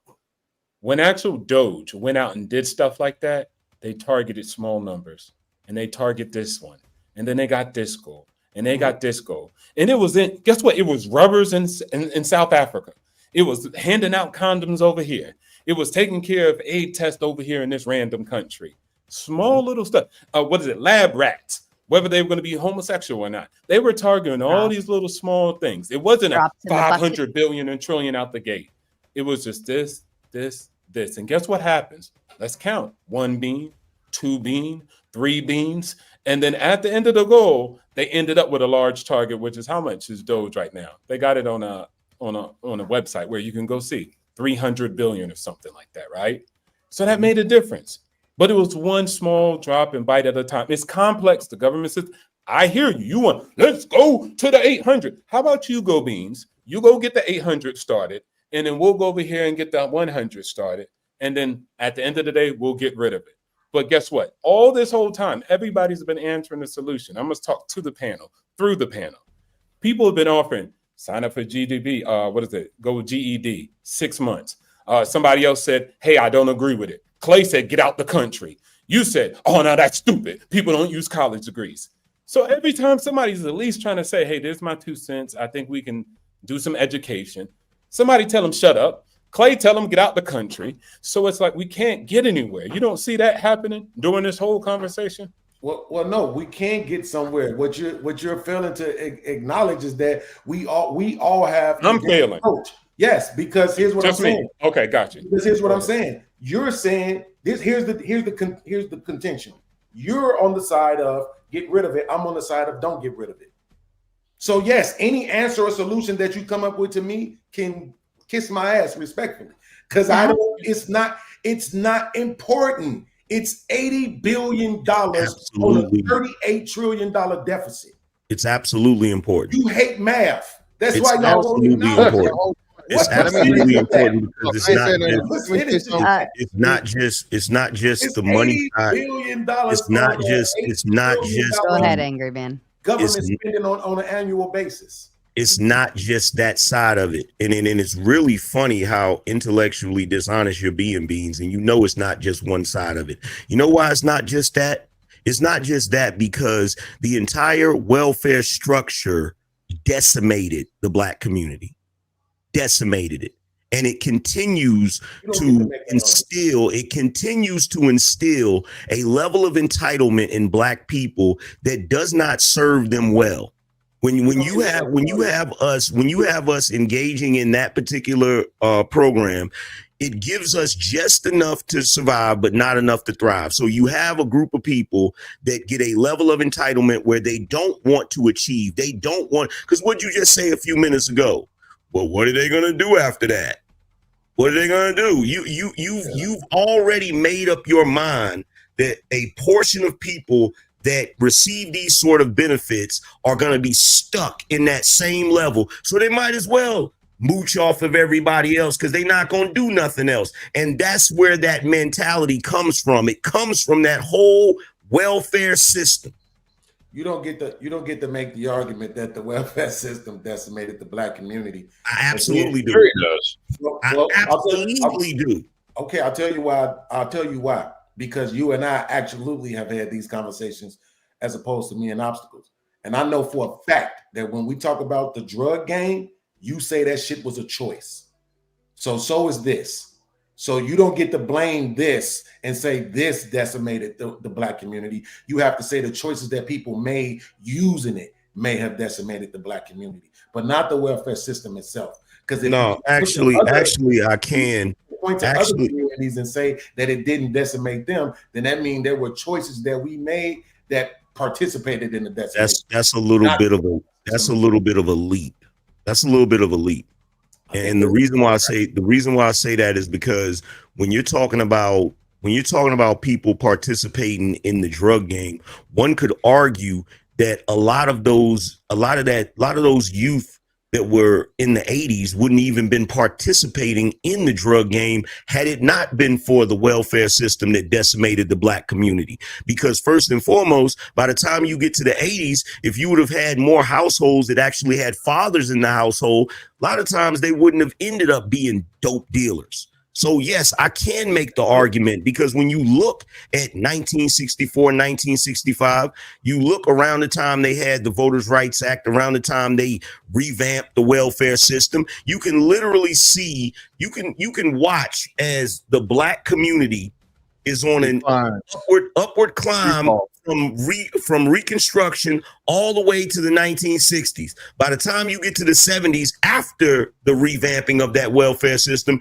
you see a sharp decline in the black community, not just in achievement, but also you see a upward trend in single parent households, single mother households. So I know what happened, right? You said what? I know what happened, but what I'm saying is we can't say in one area that it's about choice and then in the other area blame the system. We either got to blame the system or we got to blame people in their choices, right? So on this one, I'm just going to agree with y'all. No, that's not right. Don't agree, right? Is that there's a choice to be made. Not every single person who got welfare made the choices that decimated their family. Some people used it for the purpose that it was made for. Some people got over it, whatever, right? I'm not disagreeing with you with what happened. I'm just saying I'm putting the accountability on the people, right? Because at the end of the day, it's anecdotal. But when I was a kid, everybody in my family was on welfare. You know how many of them on it now? Me. I wanted to give Chuck the opportunity. He's raised his hand a couple times. Chuck, did you want to chime something in? Well, I didn't want to be disrespectful, but last time I checked, defense spending was 13% of the budget. Social programs were 25% of the budget. So people want to pick on the defense spending as the problem. Mm-hmm. And like somebody pointed out a while ago, there's a lot of abuse in the social as well as the defense side. If we could eliminate some of that, that'd be great. I don't know how we would. The other thing I wanted to point out is I'm older than most of y'all. But back in the day, the more babies you had, the more welfare you got. Therefore, it was advantageous for the father not to be around in order to increase the income of that family. They have since changed that. Now, mind you, when I got out of service in 80, whatever hell year that was, 83, 80, no, not 83, 85, 86, I had a degree and I had umpteen years of technical training. And when I got out, I couldn't find a damn job. So I took a job digging ditches because I could have went on welfare, but the I was bred that you only get what you put into it. So I took that job digging ditches, $10 an hour, which was fine.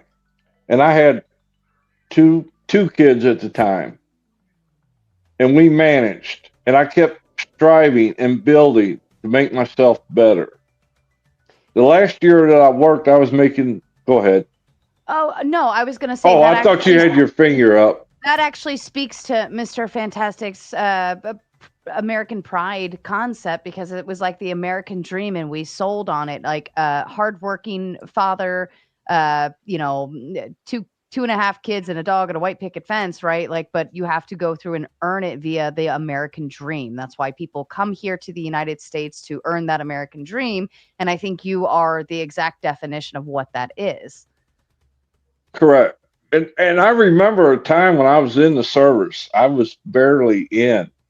I was making $4,500 a year, and I had to humble myself to get on this thing where they called it back then, WIC, Women and Infant Children, because I didn't make enough money to feed them.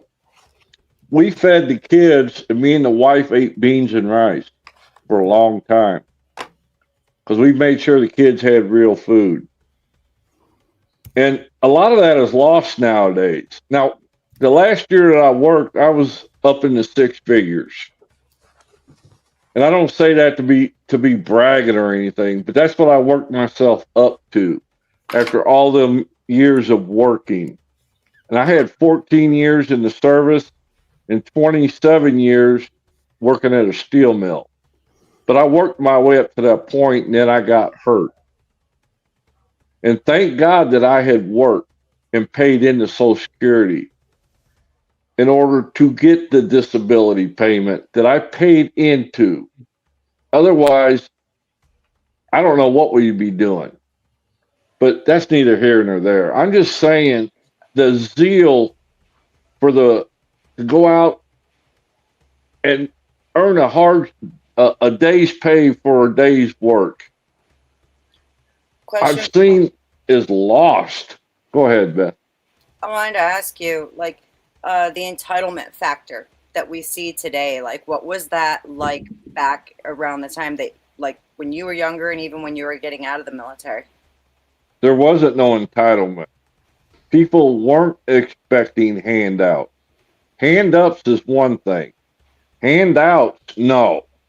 And a family had pride. I don't care how rich they were or how poor they were or middle class. People weren't looking for handouts. They were looking for a hand up. You know, it was what Sarah talked about, the American dream. Has it died? I don't know.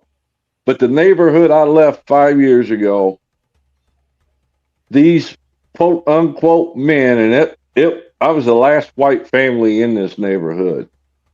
But these men and even the whites that were there before then took pride in teaching their children how to be drug dealers as opposed to be productive citizens because it's what's in it for me, what makes life simpler. And I think we've lost that along the way. Call me old fashioned, but there is something to that. Hey, you're not much younger than me, Sasquatch. Jason's. You want to? No, go ahead. No, go. Jason says he can't figure that the debt won't keep going, so over time the payments get smaller. I think that was in to the kind of drop in a bucket amount in the going through Doge. I believe that was the comment there. Anybody have a quick thought to it? Well, I was trying to say earlier is we're not going to find like one thing we can cut that's going to fix the debt problem. It's going to be a lot of small cuts that add up over time. We're in a position now where we can choose our austerity measures to handle our debt. Whereas if we just keep letting the debt balloon and balloon and balloon, we're not going to have such charitable options for dealing with our debt. We can't deal with the debt. If you understand the central bank structure, it's actually impossible to pay off the debt. There's not enough money in existence to pay back the money that it is owed plus interest. I'd be interested to hear you break that down for me because I don't understand how that's true. Okay, I'm happy to, but I mean, I actually would be interested, but maybe we could do that on your cool. channel or I'll something do later. that for you. I'll schedule it. You want to get through the Okay. Tom says, how about we don't get rid of it or not get rid of it, but we reform it with the focus on actually helping people? I would be all in on that. But again, Mr. Beans, we had you here Thursday night saying that those programs weren't really anything good. Nobody really does them, and they're kind of like a hogwash system that isn't really helpful. I mean, and how can you help somebody who doesn't want to help themselves either? I mean, unless you made it mandatory. Any thought there? It's like y'all said, listen, go work to be poor. Don't just be poor. I mean, I could dig it, but that's fair. You're working, you're not going to be says- poor. That's the point. If you're working, you're not. See, here's the thing. When he said reform it so that we can help people, this country is just like that scene from Scarface when Tony looked around at Miami and he's like, this place is just one big coochie waiting to get fucked. And that's what America has become. Everybody just looks at America like one big coochie just waiting to screw it. The people that come here from other countries, they stand in line to get their screw in. People that already live in the country, they in line to get their screw in. And then you know who's getting screwed? All of us that's working and paying taxes. We're the ones that's getting screwed. That's fair. Snow sends in the Big Ten just to say round 2. Ding, ding. Not Quick sure question. who's going through round 2, but it might hurt. Quick Yeah, go ahead. question. Question. Have any of y'all ever been to a food bank? I'm talking about to receive food on this panel. Yeah. No. Other than me. Yes. Okay. When I used to track this because I worked with a local organization where I live, and they were actually better off when it was still private, like churches and things like that, private food banks before the government got involved. Now they don't hardly have the resources in order to provide food for people that are in need. And I realize the government's picking up the slack, so it's kind of shifted from the private charitable organizations over to the government, and it's gotten worse. I see a huge difference between like we live down in a much bigger city that's like in the next county over from where we live now for like 10 years. And the food banks down there were vastly different from the ones up here. Where I am now, the Amish farmers come in and drop off produce, the hunters drop off meat. Like there's actually good stuff there along with all of the almost expired stuff that ends up there, as well as the, you know, the canned goods that last for, you know, still have several years on them and whatnot. That's fair. I think it goes to the community. Simply put says everyone, especially Clay and Beans, and Clay is now officially hanging out backstage. Go read Basic Economics by Thomas Sowell. It lays all of this out perfectly with real life examples. Dusty, did you have a thought to add in on that? Thomas Sowell's awesome. I recommend anything by him. Yep. Agreed. Fair enough. And Gold says, Mr. Fantastic, open your eyes, sir, so you can see the desk when your face lands on the keyboard. Are you falling asleep, Mr. Fantastic?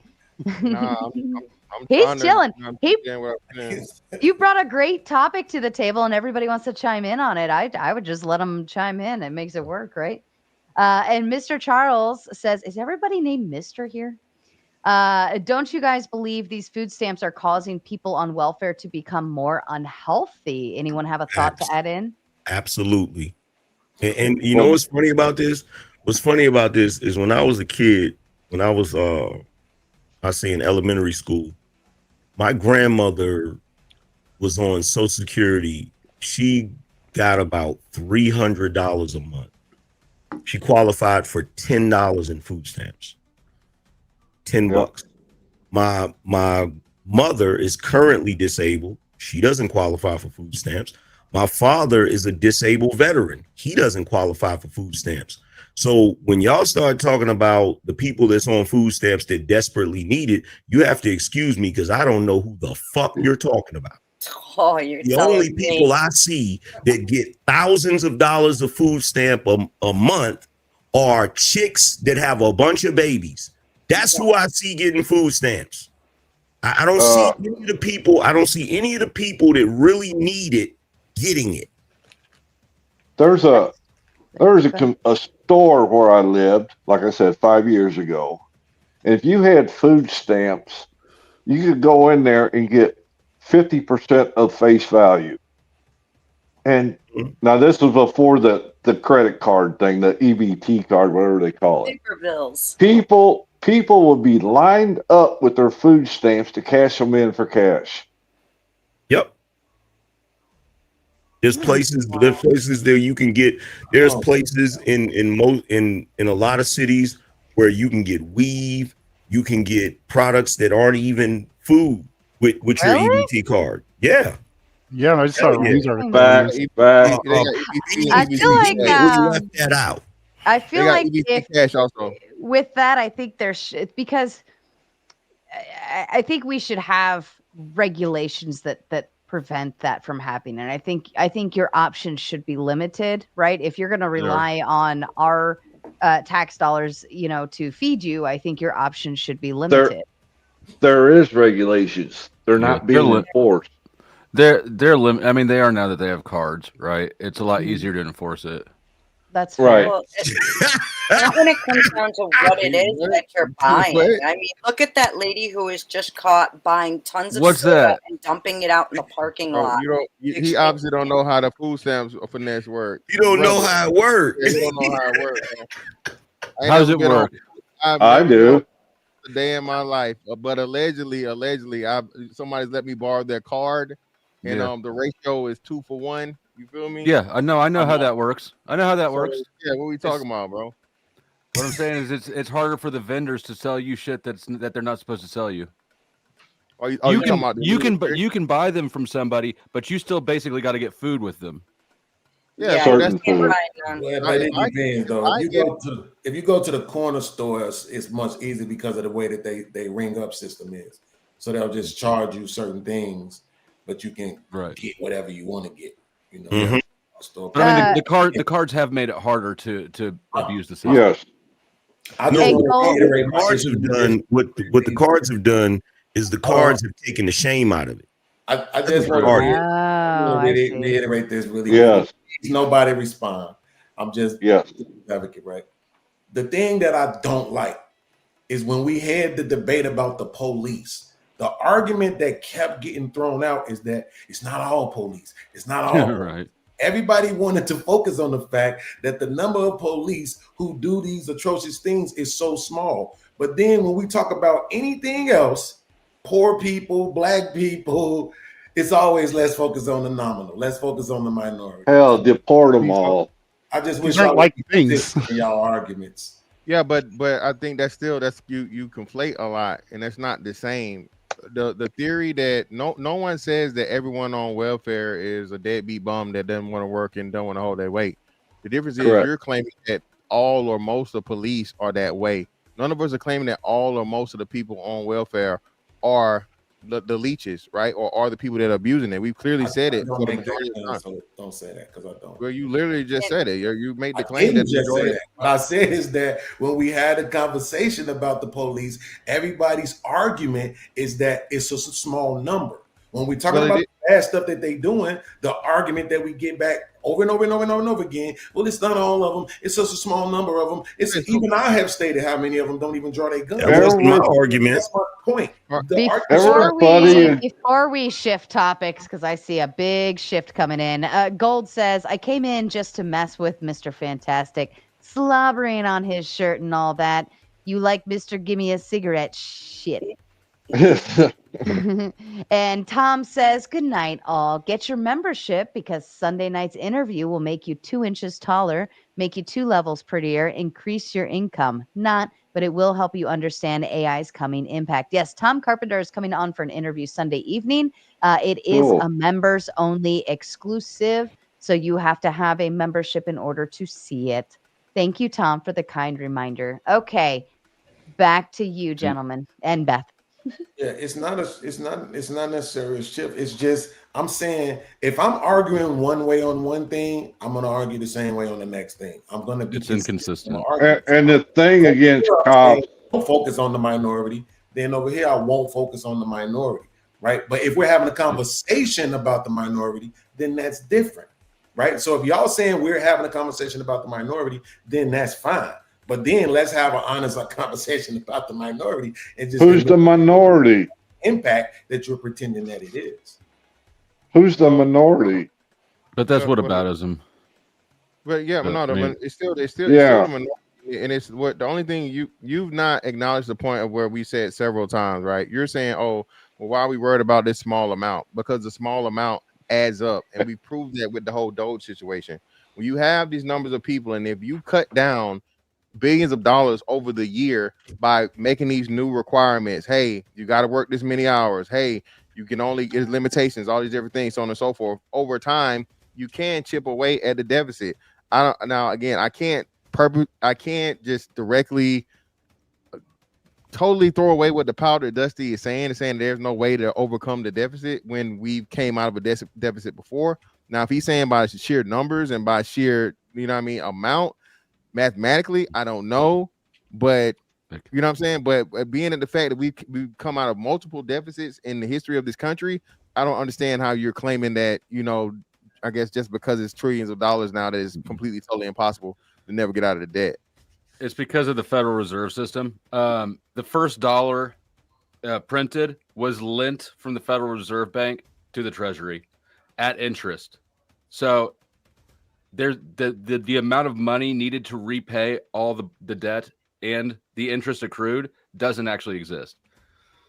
But I think if you got a good cause for the country going, I'm a firm believer that the rich folk, and I'm talking about the super rich, could bail this country out in a heartbeat. However, it has to be done with no strings attached. Don't worry, we got you. Don't worry. Now let me break this down for a little bit because this is for the audience too and the panel if they want to listen. If not, cool. But net, one of the biggest things about the GDP, and Elon actually recently said that when he was out of Doge.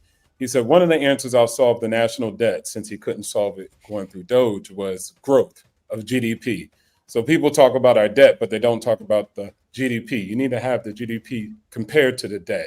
It's kind of like your debt to income ratio when you go buy a mortgage for the property of your house. So one of the times actually in American history where we actually paid down the debt considerably, because we had issues in the past too, was 1835. And actually that was done during the sell-off of federal land. Federal land is an asset that the government holds. That's just federal. So if I only count federal, that's about 10 to 12 trillion dollars. They own massive amounts of acres. Actually, Donald Trump spoke to this. He said, hey, if I need to actually get down the debt considerably, I'll sell off some federal land to the private market. And then the private market will sell it out to the public. So again, that's another way that they can generate. That's 10 trillion. That's a lot of money.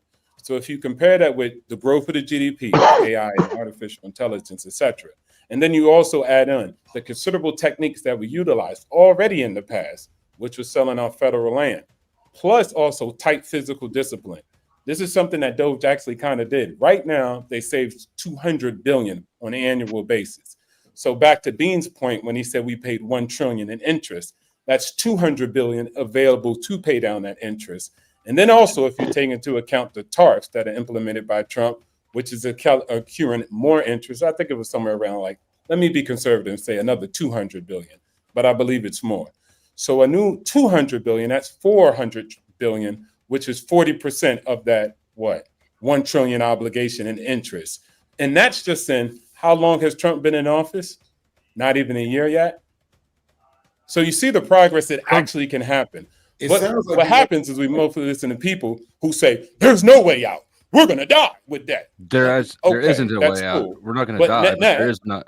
I just gave you ways that we did get out of debt previously. And I gave you ways that not only Donald Trump, not only Elon Musk said we're going to get out of the debt. You're not hearing me. So that's it.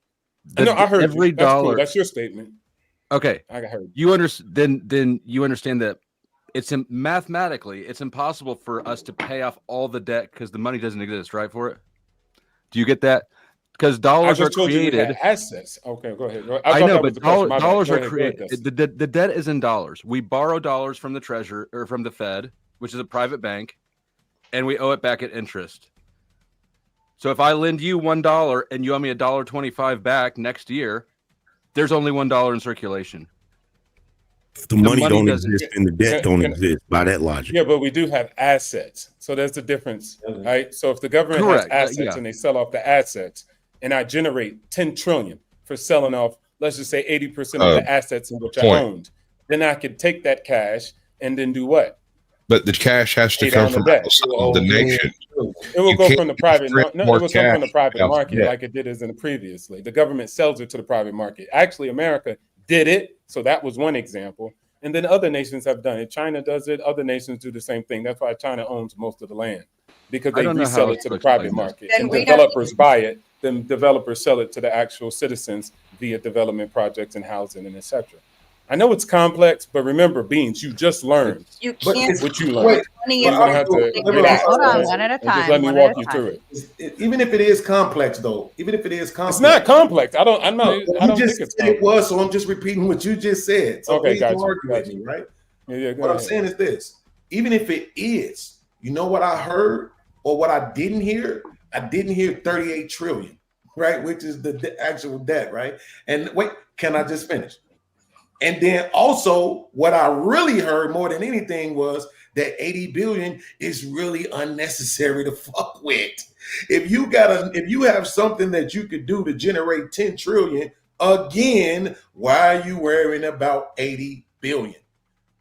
Again, that's why I said people actually did 200 billion. So Beans, you keep talking. People actually got 200 billion out of the physical debt for something that was an issue. So remember, respect people who do work versus you just talking about it. So I'm mentioning the people who actually did it.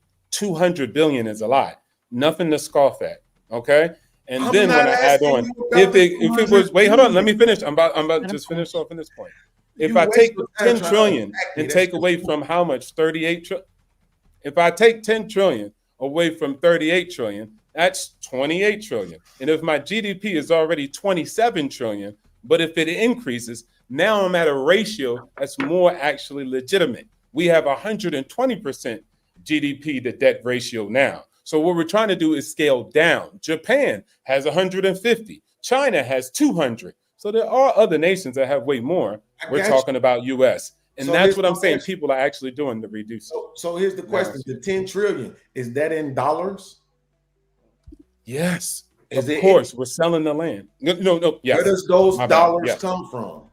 The Fed? The private market, which buys the money from the federal government. Market doesn't make money. Come from? The Fed? Developer. The Treasury does. Where does the actual dollars come from? The Fed, right? I have a money. Mm-hmm. So if I liquidate and go buy it, that's $1 million. Let me interject, that's where the money comes from. Is that so hard to understand? Just real quick, just real quick. Let me hop in real quick. Again, bro. They think that dollars is the only money, y'all. See, they like math. They just don't like economics. Hey, man, don't say that because I'm hold on. It's the only currency. It's the only currency. One at a time. You sound crazy right now. Yeah. It's not I don't sound crazy right now. It is the currency that we use. We would have to have a currency reset. So let me go. Okay, but that's not the only currency, bro. Okay. So let me go ahead, Mr. Hold on. Go ahead, Mr. Fantastic. Yeah. So again, the Powder Dusty is making his argument. He getting into the tinfoil hat fucking session of this shit, I guess, and so on and so forth. There's no real money. Economics. It's basic economics. Hold on. Let him finish, please. You're ahead, getting mister. into the esoteric fucking, No. Illuminati government shit, so on and so forth, brother. I understand this. I'm well versed in this. I talk about it, right? But You are as not. Angry Man, hold on, bro. Flo, hold on Hold and on. let him talk, please. Thank you. By your logic, that means we're all broke, we're all in debt, we're never gonna get out of debt, which is stupid as fuck. Okay, it's dumb shit. All right, can we have a real fucking conversation, bro? If you get along I don't know today, if you're capable. I can explain it to you, go but I and can't get understand it along. for You you. gotta explain Hold shit to on, me Flo. because I know Let the him shit talk. You better asked than me a question. what you're trying to say. I've been talking about this shit for years. Get the fuck out of here, bro. All right. So I'm gonna tell you again, okay? The whole world has fucking in debt by the fucking Fed, bro. Okay, but there's still money made. All right, like that's why print money. The most money that ever fucking existed has been printed since 2020. We know this. You ain't saying no new shit. You're not saying nothing profound. You're not the only motherfucker up here that understand the fucking money system and the Fed. Okay, you're I not think I might be. Yeah, you're definitely not. Because I just explained. Why do you think it's tinfoil hat shit? Yeah, because brother, that's what people reference it to. Okay, I understand exactly how to fucking. I know all about fucking the Jekyll Island and all that shit. So again, bro, you know who you're talking to. Don't come to me with the bullshit. Okay, I understand about the Rothschilds, That's Rockefellers, tinfoil JP hat Morgan shit. Chase, JP Morgan Chase, and all that shit. Okay, so again, bro, I'm well versed.